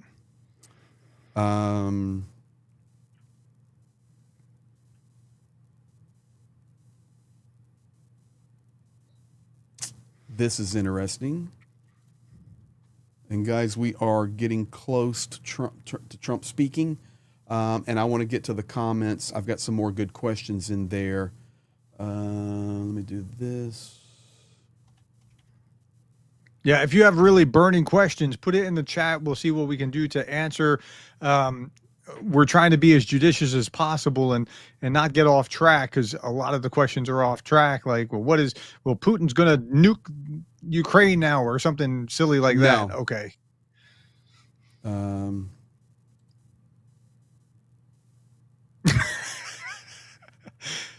Okay, somebody just said to get a better hobby because we're too old for streaming. Too old for streaming? Come on. Don't do that to me. Yeah, we're young. You know, what you don't realize is that we're spring chickens. Well, at least for my audience. My audience is mostly older than me. So I'm about sucking my thumb compared to my audience, which is more mature than I am. I'm 52, so. Prof and I are the same age, guys. Yes, I look younger. Okay, here. Richard Walter asking a question. Do you really think there could be a possibility of sleeper cells in the U.S. that could do something? Sure, that's possible. Troy Shoemaker, Greg, how do you see this affecting the war in Ukraine? We've talked about this, guys. I would assume the price of oil will go up. I can't imagine it wouldn't. This will benefit Vladimir Putin's machine, at least temporarily. But to be completely transparent, I do not know what is going to come out of Vladimir Putin, Dmitry Peskov, or Sergei Lavrov's mouth tomorrow. Go ahead. And you just went through the chat right now, Joshua Risen, and I just happened to look down and see it over here. If this unfolds and Russians were killed, that could be a game changer. So I had somebody commenting that Gerdes makes me sick, gloating when people died. No, I'm not gloating about people's death. I am happy that it's less likely that the Iranians will be able to hold a nuclear weapon over other populations. And when what we've seen from when a country has nuclear weapons like Russia, it's not just that they use a nuclear weapon, but they feel free to use conventional weapons because they have nuclear weapons as a backup. So I'm happy about less people potentially dying because this weapon is off the table now. So that's what I'm happy about. So, I mean, you can take it how you like, but I think this was a good day that this is no longer on the table for the Iranians. Well, let's talk very plainly for a second. Let's talk very plainly for a second. I just showed you a video clip minutes ago of Vladimir Putin standing with Iran. Mm-hmm. Now, he may not do anything, but Russians are there, they're helping, and I'm going to tell you, Russians every day are killing Ukrainians. That's right. Every day. Innocent civilians. And no, we haven't put boots on the ground. No, we haven't done other things. The sanctions in general are not effective against Putin, but this today could be a game changer to stop death in Ukraine in a roundabout way. It's yet to see how it'll work out. We have to see how it. Step. Do you realize the United States just put B-2 bombers in the air and leveled Fort Al, and we launched 30 Tomahawk missiles from submarines and took out 2 other nuclear enrichment facilities. And we completely shut down the entire nation's ability to communicate, send signals, do anything. And it was done, and the planes were out of the air before anybody in the world knew it happened. Yeah. So, this can be positive for Ukraine. Yeah. More to the point with that, there's one of 2 things going on in Iran that they knew where to hit too. Either there's rampant corruption, and there is, and it's a very corrupt society. They were able, Mossad is able to bribe them. Like, what was it about Mossad the other day? Like, we hit the Mossad headquarters. Don't worry, we're not there. Yeah, I shared that. Iran tweeted that they had hit the Mossad headquarters. Mossad tweeted back in response and said, "Great job. We're not there. We're in Iran." Yeah. Right. So there's either corruption causing that, or there's a population who is suffering under the mullahs that because they're suffering are willing to provide intelligence so they know where these sites are, what needed to be hit. And so that was pretty awesome that they had that intelligence to be able to go in there. And so, yeah, I feel very good about what has actually transpired, that they have been able to hit those things that they needed. If nothing else, it retarded the progress of getting a nuclear weapon and put Iran on notice if they have it anywhere else. Like, maybe this isn't the greatest idea, or maybe, if we were found out with this, we're going to get targeted too. So go ahead. What do you got? Well, I see Linda H in here, longtime supporter of Ukraine. Thank you. She goes, "I just don't see it, but I hope." Just don't see what? I'm talking about the help for Ukraine. She's a huge Ukraine supporter. Okay, gotcha. Yeah, seeing the positive for Ukraine here. The short term could be negative. It can affect things that can benefit Putin and Russia, but in the long term. So is that Linda? Yeah, Linda H. Or the midterm. Linda, don't worry about the positive for Ukraine. Look for the negative for Russia. Because it's in Technicolor. It's really bad for Russia. What this might not have helped Ukraine, but it helped Ukraine indirectly by significantly degrading one of Russia's key allies who supplies the Shaheeds. Like the general that supplied the Shaheeds was just killed last week. The one that was originally like making the connection between Russia and Iran and selling them that. So like that's a good thing for Ukraine that Iran's degraded.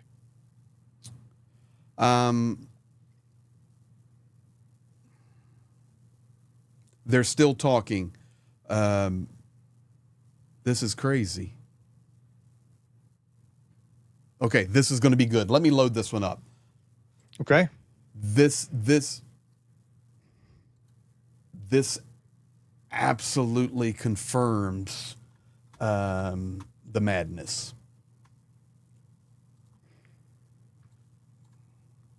I'm just reviewing. I'm looking through the. Oh, you know what? We're gonna have to. I mean, we're getting close to 10 o'clock. We're gonna have to pull up Trump. I've got it. Trump when he starts speaking as well.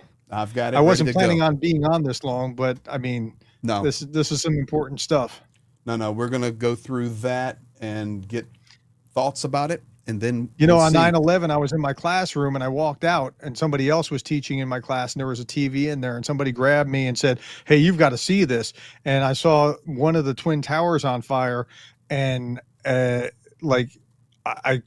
immediately turned on my heels, went right back to my classroom, like interrupted the other teacher that was talking and said, put the TV on, said, "No, we've got to see this. This is important."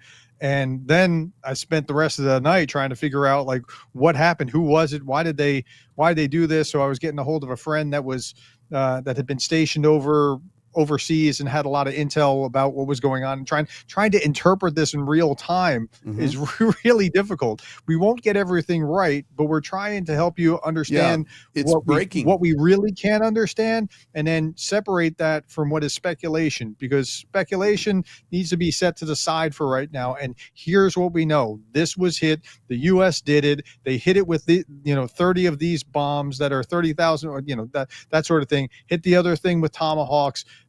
These are the established facts.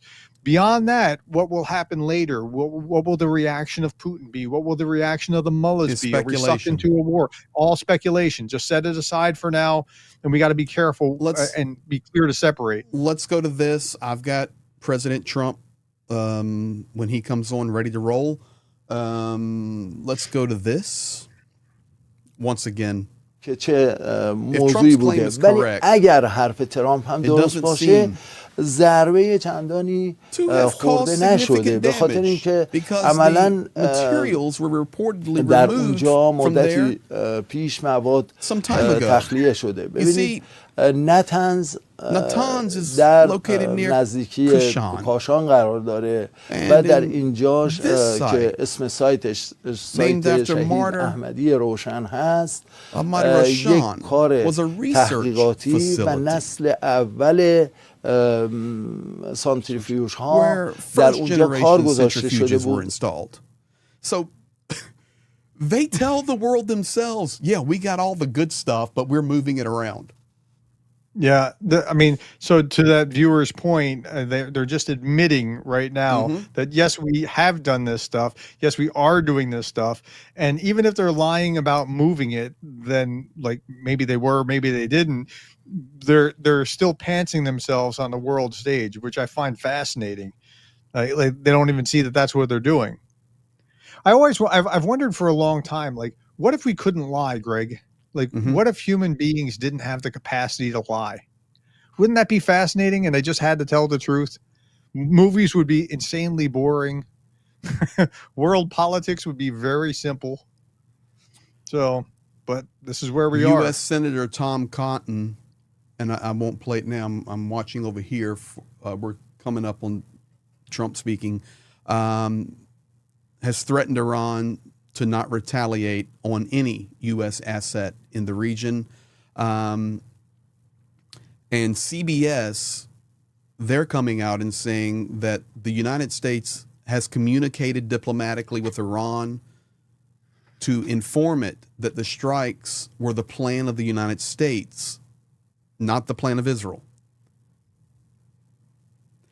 And the United States at this point is not seeking regime change. And that goes back to what was coming in from Israel. You're going to have and that's what Trump said in his tweet the other day, too. Well, we're not seeking to kill you yet. Right? Talking to the Ayatollah, like, don't do it. Don't push us to that. I have... hey, by the way, I've got Netanyahu. Keep talking, and I'll load up Netanyahu. I've got his statement. While he's doing that, I want to show you this because I want to brag on my daughter who got this for me for my birthday. What do you think? I like it. Real leaders don't need a suit. Oh, I got to move that. There you go. No, just a black T-shirt. And there you go. That's a nice T-shirt, man. Yeah. It's good taste. Okay, right. So at any rate, keep talking. I've got Netanyahu. I'll play that. Let me just get it loaded up here.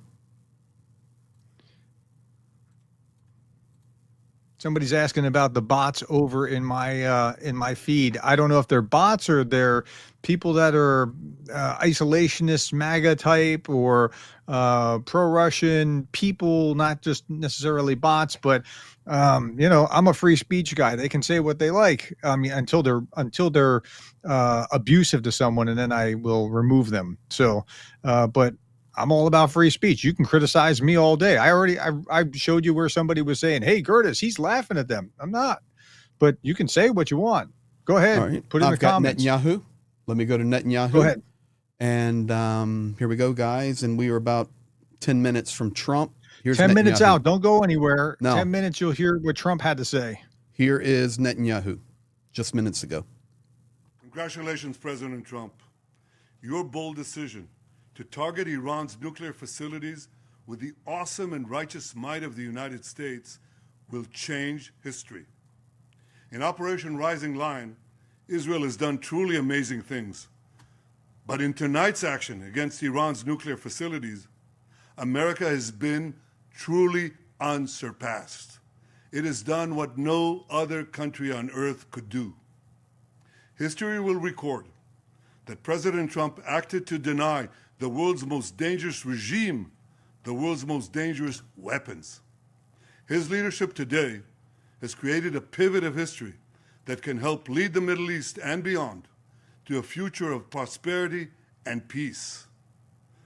President Trump and I often say, peace through strength. First comes strength, then comes peace. And tonight, President Trump and the United States acted with a lot of strength. President Trump, I thank you. The people of Israel thank you. The forces of civilization thank you. God bless America. God bless Israel. And may God bless our unshakable alliance, our unbreakable faith. Yeah. So there you have so it. the world's a safer place. That's undoubtedly so, right? I mean, so when Trump was just complaining about not getting a peace prize, he kind of ought to get some kind of at least consolation prize for making the world safer tonight with those three things. Now we'll see how All it right, plays don't out. put the cart ahead of the horse. No. It's But- safer. It's safer tonight than it was yesterday. I'm not saying he's going to get a peace prize for that. I'm saying he deserves some kind of recognition for having, really stepped up and done what needed to be done here. All right, let me ask you the big question. Yeah, go ahead. Are you surprised the United States did this? No. I could see this coming. Like I said, like I was just saying, the very last video I put out, and I screwed up the some of the sound in it, but the very last video, I was like, man, you can feel it in the air. There's something about to go. Like the reason that you're watching this video now is it's even entitled. The reason that you're watching the news now is because something's about to happen. So no, I'm not surprised at all. I'm on record an hour ago before this happened saying it's about to happen. I've got the statement from the Atomic Energy Organization of Iran in text. In the early hours of today, Iran's nuclear facilities in Fordow, Natanz, and Isfahan came under attack. These acts of aggression attributed to the Zionist enemy follows a series of recent assaults and represent a flagrant violation of international law. Tragically, these attacks were carried out with complicity and, in some cases, the silence of the IAEA, International Atomic Energy Agency, which is supposed to safeguard against violations of this type. The United States, through public remarks Well, hold on. Stop there. No. Who's putting the statement out? This is the official statement from the Iranian Atomic Energy Organization. What is the International Atomic Agency supposed to safeguard against? Against the violations, exactly what Iran was doing. So you can't let them twist that and say, well, this is the kind of thing. That's not the kind of thing that they're supposed to safeguard against. They're supposed to safeguard against what Iran was doing. And they came out just last week and said, look, we just don't have the evidence that they're doing it. We don't know that they are. We can't say that they are because we just don't have the evidence. Well, apparently other forces had the evidence, but you can't let them twist the language like that. Third point, the United States, through public remarks made by its president, has effectively taken responsibility for the strikes on the nuclear sites that are under the IAEA monitoring in accordance with safeguards. Same story. Iran calls on the international community to reject this descent into lawlessness and to support the Islamic Republic in asserting its legitimate rights under international law. The Atomic Energy Organization of Iran assures the Iranian people that, despite the hostile conspiracies, the development of the country's peaceful nuclear program will not be halted. Thousands of scientists are working to continue the legacy of our martyred scientists. The organization has initiated all necessary measures, including legal action, to defend the rights of the Islamic Republic of Iran. That's their only statement. However long the Islamic Republic of Iran still is an entity, like they're in great danger of being toppled by their own citizens at this point, and they're putting this out. It's big tough talk, but it's twisting the language and the reality significantly. Well, it's going to be very interesting and we're all going to listen together here. President Trump's statement in just about 5 minutes. It's when it's scheduled. Yeah, don't go away, folks. Just 5 minutes. Hear what Trump had to say. We can wrap up on the other side of that, but don't go away just yet. We do have a response from Representative Ilhan Omar. Statement: the strikes on Iran, or she's not Trump, like this. of course. We're showing everything here, guys. And executed without congressional authorization, mark are dangerous and reckless. Wait, stop. She doesn't. She knows he doesn't need it for 60 days. He can act if there's a clear and present danger. He has the authority to act. And by the way, I'm not taking up for Trump here. My comments are going, oh, you're pro-MAGA. I'm not.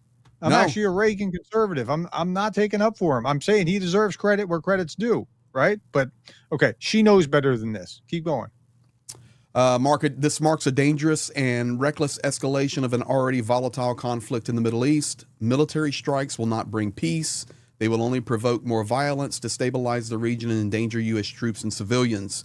We've seen what happens when diplomacy is sidelined in favor of bombs. It only brings more death and destruction. Congress must vote immediately on Representative Thomas Massie and Senator Tim Kaine's war powers resolutions when we return to session. The American people are tired of endless war. We need to end this madness before more lives are lost. Well, I'm happy to end it right now, but I don't think Iran's going to be. That's the trick. And again, she's only looking at one side of the coin. The other side of the coin is Iran was getting close to having a bomb, apparently. I mean, from everything that we can detect from open source data. And if that was the case, if it wasn't the case and Trump just was doing it just to, show I can do something, that's terrible. But I don't think that was it. I mean, at least not from what I've seen that's been reported. We have first statements out of the UN and the first statements out of Russia. Russia confirming that the United States has destroyed Fordow. And this is a dangerous escalation of the situation in the region. Wait. No, they only destroyed the front and back doors. The front and back door. Russia's confirming it's destroyed. This is destabilizing the situation in the region and a direct threat to international peace.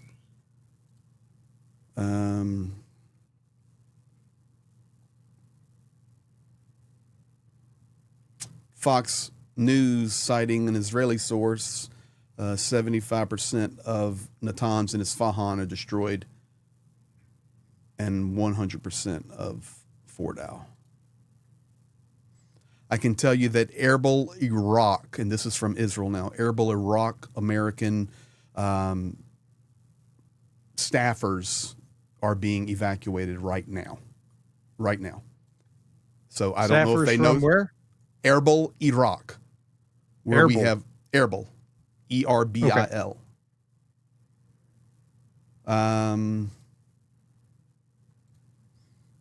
We're coming up on President Trump here. In just a minute, I'm just checking everything. I want to go back to, Erbil, Iraq. All diplomats from the consulate in Erbil, Iraq being evacuated right now. Yep.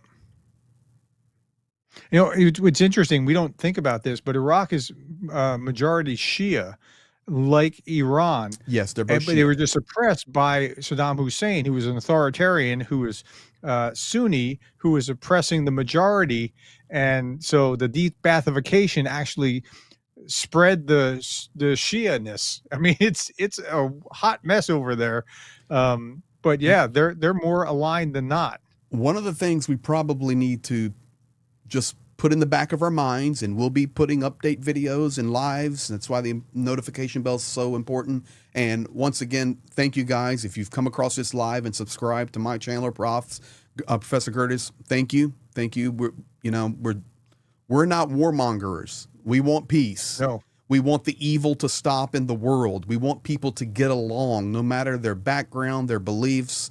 Focus on what we can do to make the world a better place. And we're very passionate about what is happening in Ukraine and what is happening around the rest of the world, and just trying to share that with you. So in case you're wondering. To that point, we've raised hundreds of thousands of dollars for medical over supplies, $1 million. armored ambulances, things along those lines to keep people alive. That's the point. And we daily are keeping you informed on what's going on. So if you want to be part of that and be informed, hit the bell.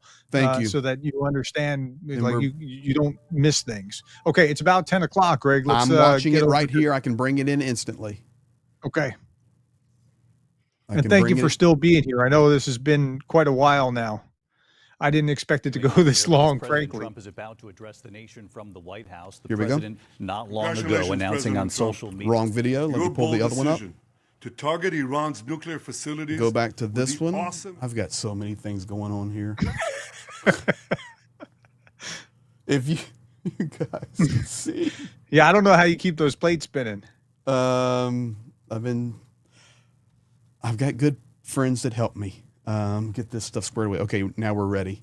So let me just test it to make sure we got audio. If we can get a... We do know that U.S. military aircraft flew from bases in the United States to Iran. And the president says all... Okay, can the chat just let us know on both channels you're hearing that? Just the plus or yes, I hear? Benjamin Netanyahu before the strikes. And the U.S. did give a heads up to Israel before the attacks. We Somebody also know asked if you can have subtitles today with his yeah, thank you. All right, let me go here. Let's go back. So we're ready for it. The moment he goes, I've got it. Let's do this while we're waiting. I'll keep my eye right there. I just need to say thank you. So many people. Dunk on you. Thank you. We appreciate your support. And it will be interesting to see how the world responds. Blonde Bombsheller gifting 50 memberships. Another one of my mods. Thank you so much. Adrian, thanks for the quick reporting, Greg. You're very welcome, Adrian, there. And here we go, guys. And as we look at the microphone there, we wait for the president to address the nation. Our chief White House correspondent, Mary Bruce. Okay, he's not there yet. Let me continue. We're going to be right on it. Adrian, big supporter of Ukraine there in Switzerland.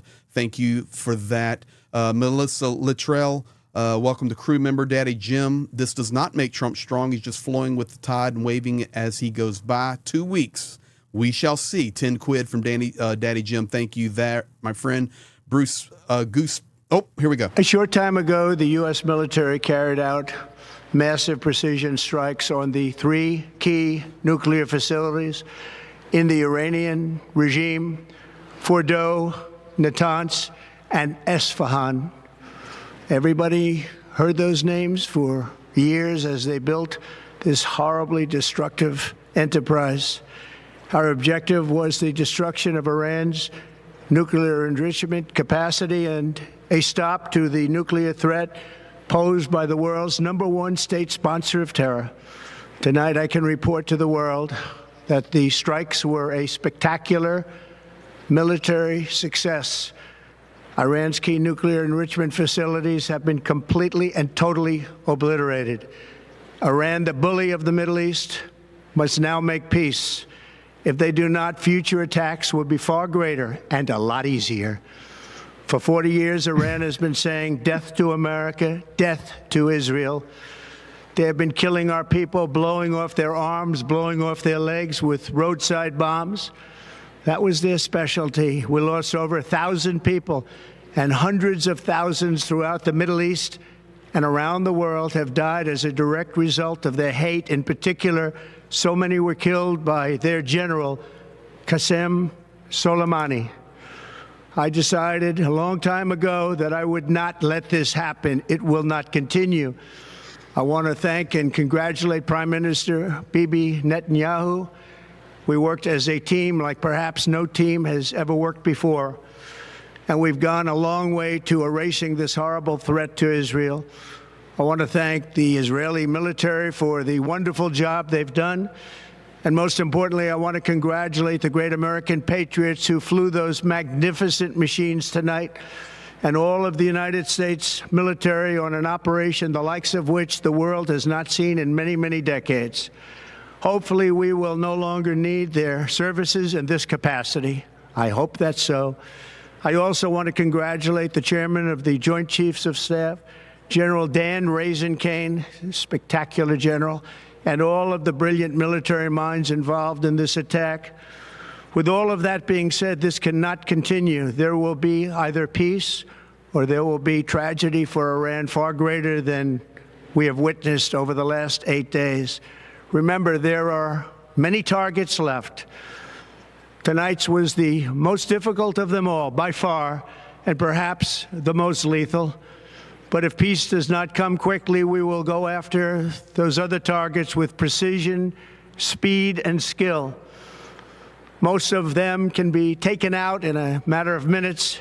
There's no military in the world that could have done what we did tonight, not even close. There has never been a military that could do what took place just a little while ago.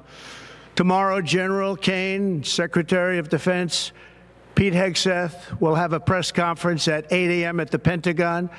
And I want to just thank everybody, and in particular, God.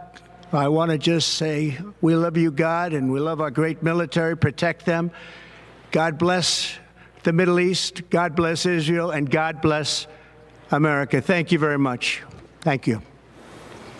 President Trump there at the White House, Vice President J.D. Vance, Secretary of State Marco Rubio also. All right. That was surprisingly tight. That was a quick 5, almost 6 minutes. I wrote some notes here, and I saw you know, the chat. Just let it roll, guys. And okay, first thing is future attacks will be easier if needed. And then he went into the talk about lots of people, thousands of people, legs blown off, and for years, and alluding to the Iranian sponsors of terrorism. They put a price on American soldiers' heads. He called about the hate had to stop. He spoke about Soleimani being taken out. He then made the statement, there will be peace or there will be tragedy. Quote, there are many targets left. If we do not have peace, and I noticed he used the word, we will go after. So this is the word that was alluded to a few days ago when it says it wasn't Iran has the skies. It says we had the skies under control. And now we're hearing that more. The only other thing I would say, and then I'll just get your thought, he appeared nervous to me. It was like, I believe it appeared to me he was reading a script, and he was throwing in some adjectives as he went, but I was watching his eyes. I believe he was reading that personally, my opinion. It could be wrong. But there was some quiver in him. I heard some nervousness. But I mean, it's Mad App Max. He was reading. I agree with that, Mad App. Yeah, he was reading. Yeah, he was reading. I don't know about nervous. Maybe he's just not used to reading how he was reading it or what. But clearly, like he was very tight with this too. Normally, it's about he'll wander and then talk about himself for half of the time about this would have never happened, that I, whatever. But he was on point. Eli, great comment. I'm going to get to it in a minute. Prof, you're going to like this comment. Well, the bottom line that we can take from that is this. A, they've been struck. They've been hit. The United States did it. Now we have it officially out there, spoken from the president. You got Hegseth, Rubio, Vance standing behind him. He makes a prepared 5-minute statement. He turns around and walks away. And it wasn't, we're done. He did not speak about regime change. He said it's either peace or we will continue. And that's exactly what I shared with you guys. We shared an hour ago that Israel was saying. It's either going to be surrender and you can keep your regime, fire back, and we're coming back. That's just how I understand it. Goose Springsteen 20 quid earlier. I think after this began and the air defense was taken off the table, too good of an opportunity for the U.S. to miss. I can only hope the Iranian people will be able to overthrow the government as its moments of weakness. And that's the other thing. There could be a lot of work on the ground internally for overthrow. And we know agencies around the world work, CIA, others. Petra Olson, thank you. She's always loving Ukraine there in Europe. Kevin Delaney, well, regime change now a must? Question mark now, question mark. I think it's going to happen. I don't see how Ayatollah Khomeini stays in power. The longer, my read is that the longer this goes on, the greater the probability of regime change. Goose so if Iran is smart, what they do is they say, you know what, let's have talks, let's come to the table, let's talk through things, and then they talk through it, and then they go back to their people and they say death to America, death to America, death to America after they get a deal. If they are not smart and they hit back, it goes on longer and there's more instability. It's going to be interesting the next 24 hours. I can't wait to see, and I'm not antsy about it or like in a candy shop. I'm looking forward to see what Putin says. I'm looking forward to see what she says. I'm really looking forward to it. I want to hear, because they've put out some pretty strong rhetoric this week. Goose Springsteen, the real question we talked about. I can't help but say that's what she says, because I'm a fan of The Office. So, Goose Springsteen with the 10 quid. The real question is impact on global oil prices, especially if they disrupt the Gulf of Hormuz.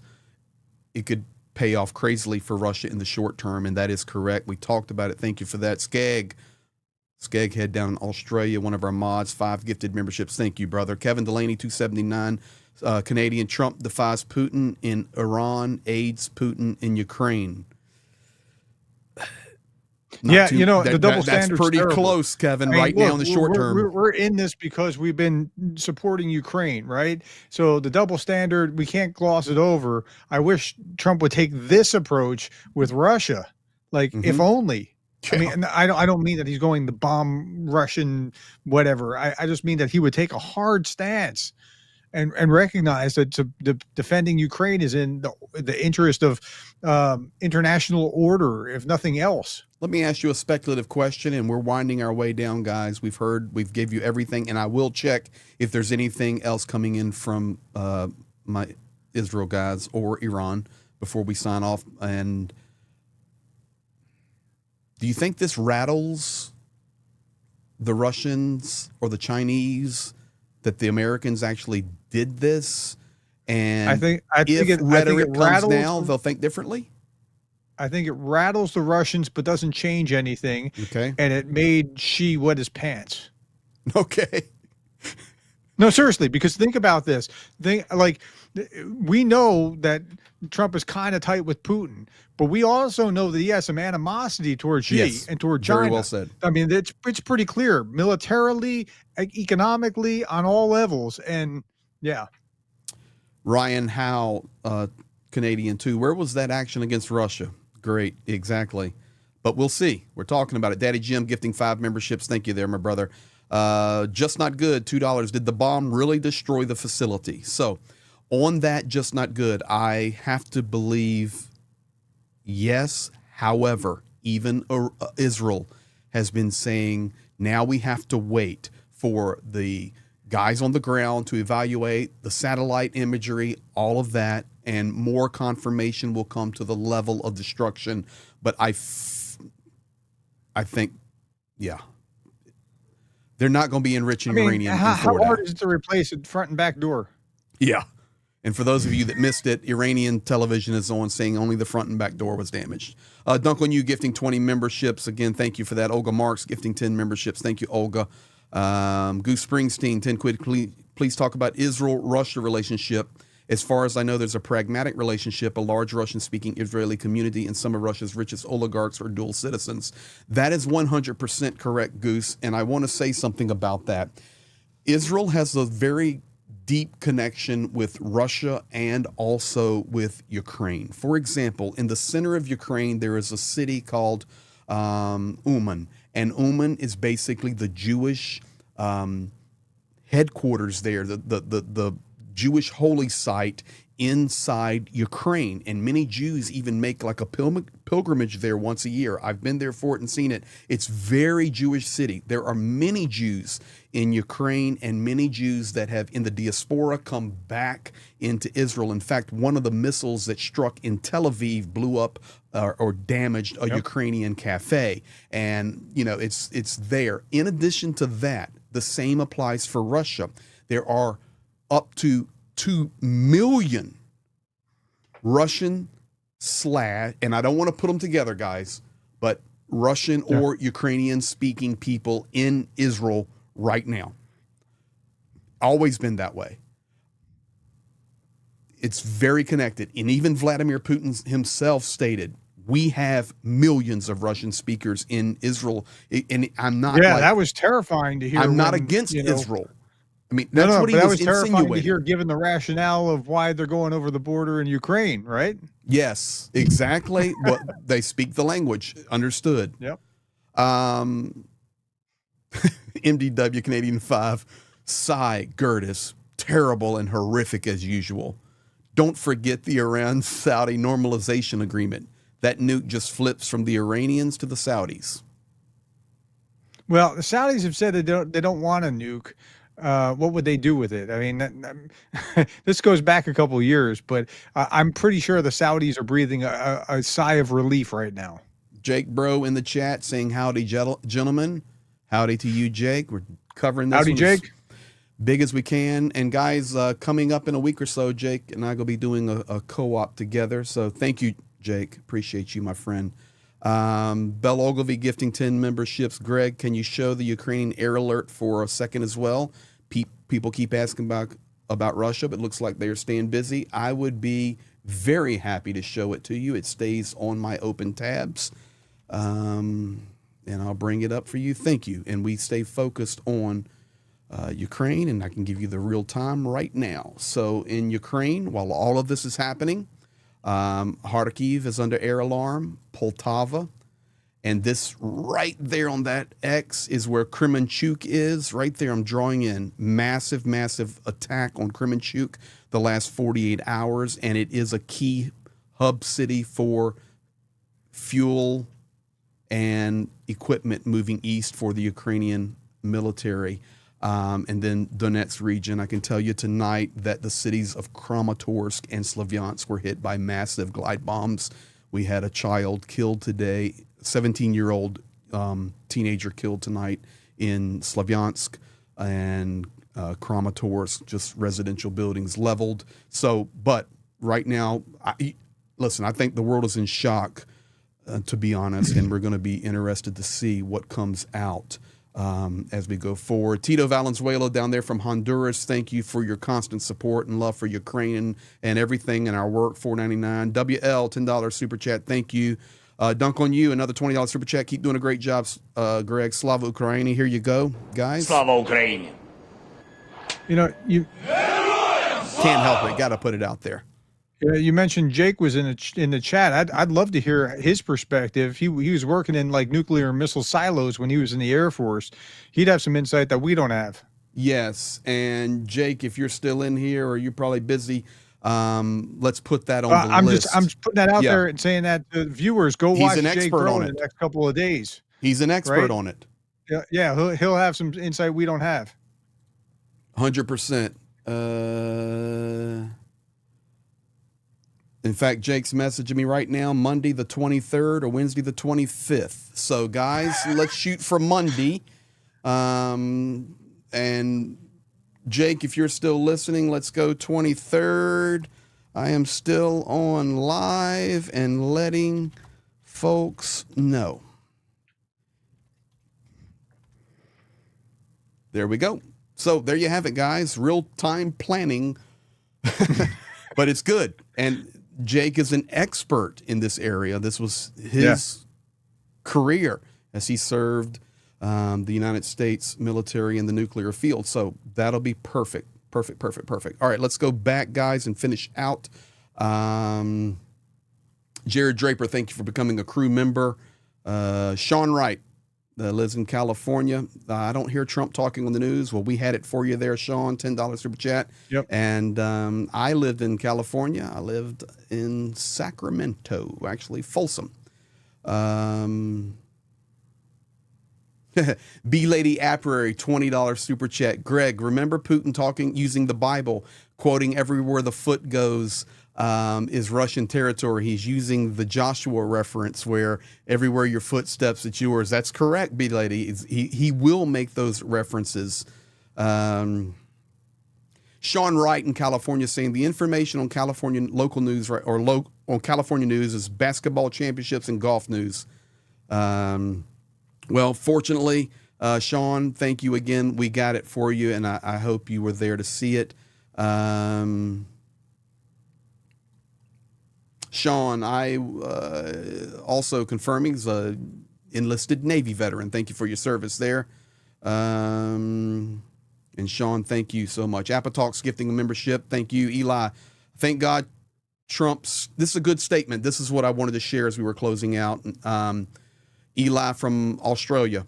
Thank God Trump stuck to a crafted narrative and not as usual off-the-cut diatribe to further inflame the situation. Now let's bring Russia to heel as well. Fantastic statement. That's right. I mean, that was one of Trump's better things, just because he stayed so focused and quiet. You know how painful it was watching the convention? Yeah. He just went on and on and on. Just not good $2 super chat. It would have, real president would say, okay, Putin, you want the same? Yeah, that would have been something. That would have been brilliant if he was willing to do that. Herfy, Australian $14.99. Please do not stop us. B Lady Apparate. No, I did not miss your comment on Putin using his Bible. It's just so active, catching up now. Just not good. Those doors were so ready active that they had to evacuate the people. Probably so. Definitely there in Qom, they're evacuating. Eli, Australian 5, eagerly awaiting your next YouTube. Jake and Greg, that will be fantastic. Thank you, and greetings to Jake from Australia. And BB gifting 50 memberships. Let me go, guys, and check last time from my guys in Israel.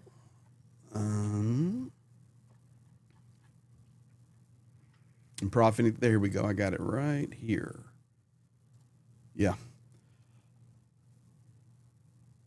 Okay, so yeah, a couple of things, guys, and not to go longer, but we want to have the full story. We've brought you from minutes after it happened through the Trump statement, video, whatever. Now we have Antonio Guterres making a statement, and that is, I'm gravely alarmed by the use of force in the United States against Iran today.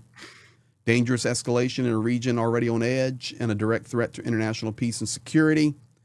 There is growing risk this conflict could rapidly get out of control with catastrophic consequences for civilians, the region, and the world. I call on member states to de-escalate and to uphold their obligations under the UN Charter and other rules of international law at this perilous hour. Critical to avoid a spiral of chaos. No military solution. The only path forward is diplomacy. The only hope is peace. Okay, Guterres, I'll get that, but let me just tell you one thing. If you want to put bold statements out about the United States taking out a terroristic, desirous regime that spreads terror around the world, then why don't you make that kind of statement against Russia? That's all I'm going to say. You want to talk about... So the reality was it was out of control for the last however many years as Iran was doing this.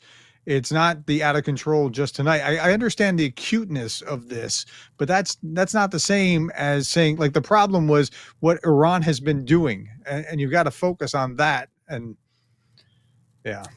And for those of you guys that are, just as we're closing out, I'm making sure we're completely there. This was actually in the Situation Room as they watched the attack unfold. I'm giving you everything I got. I think that's it. That's it. And we've been at this over 2 hours. I know. It's really good for you. I'm proud of you. I'm just making sure there's nothing else out of Israel. The last man, thing, we'll talk about whatever else tomorrow. Well, I guess we come can back, subscribe, hit the bell. We'll be back. Wait, we can end with this.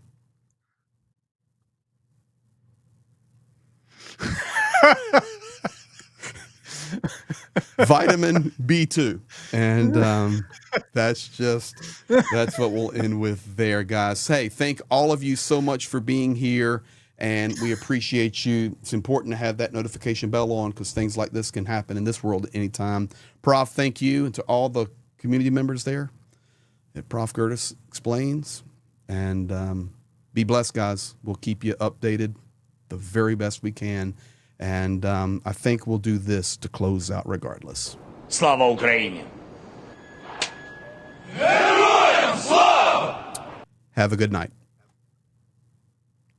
Let me end these. And I know I'm still live, but actually I'll roll this. Stay there 1 minute, Prof. People like to chat and say thank you and goodbyes in the chat. Here we go, guys. I'm going to roll my Ukraine outro. Slava Ukraini!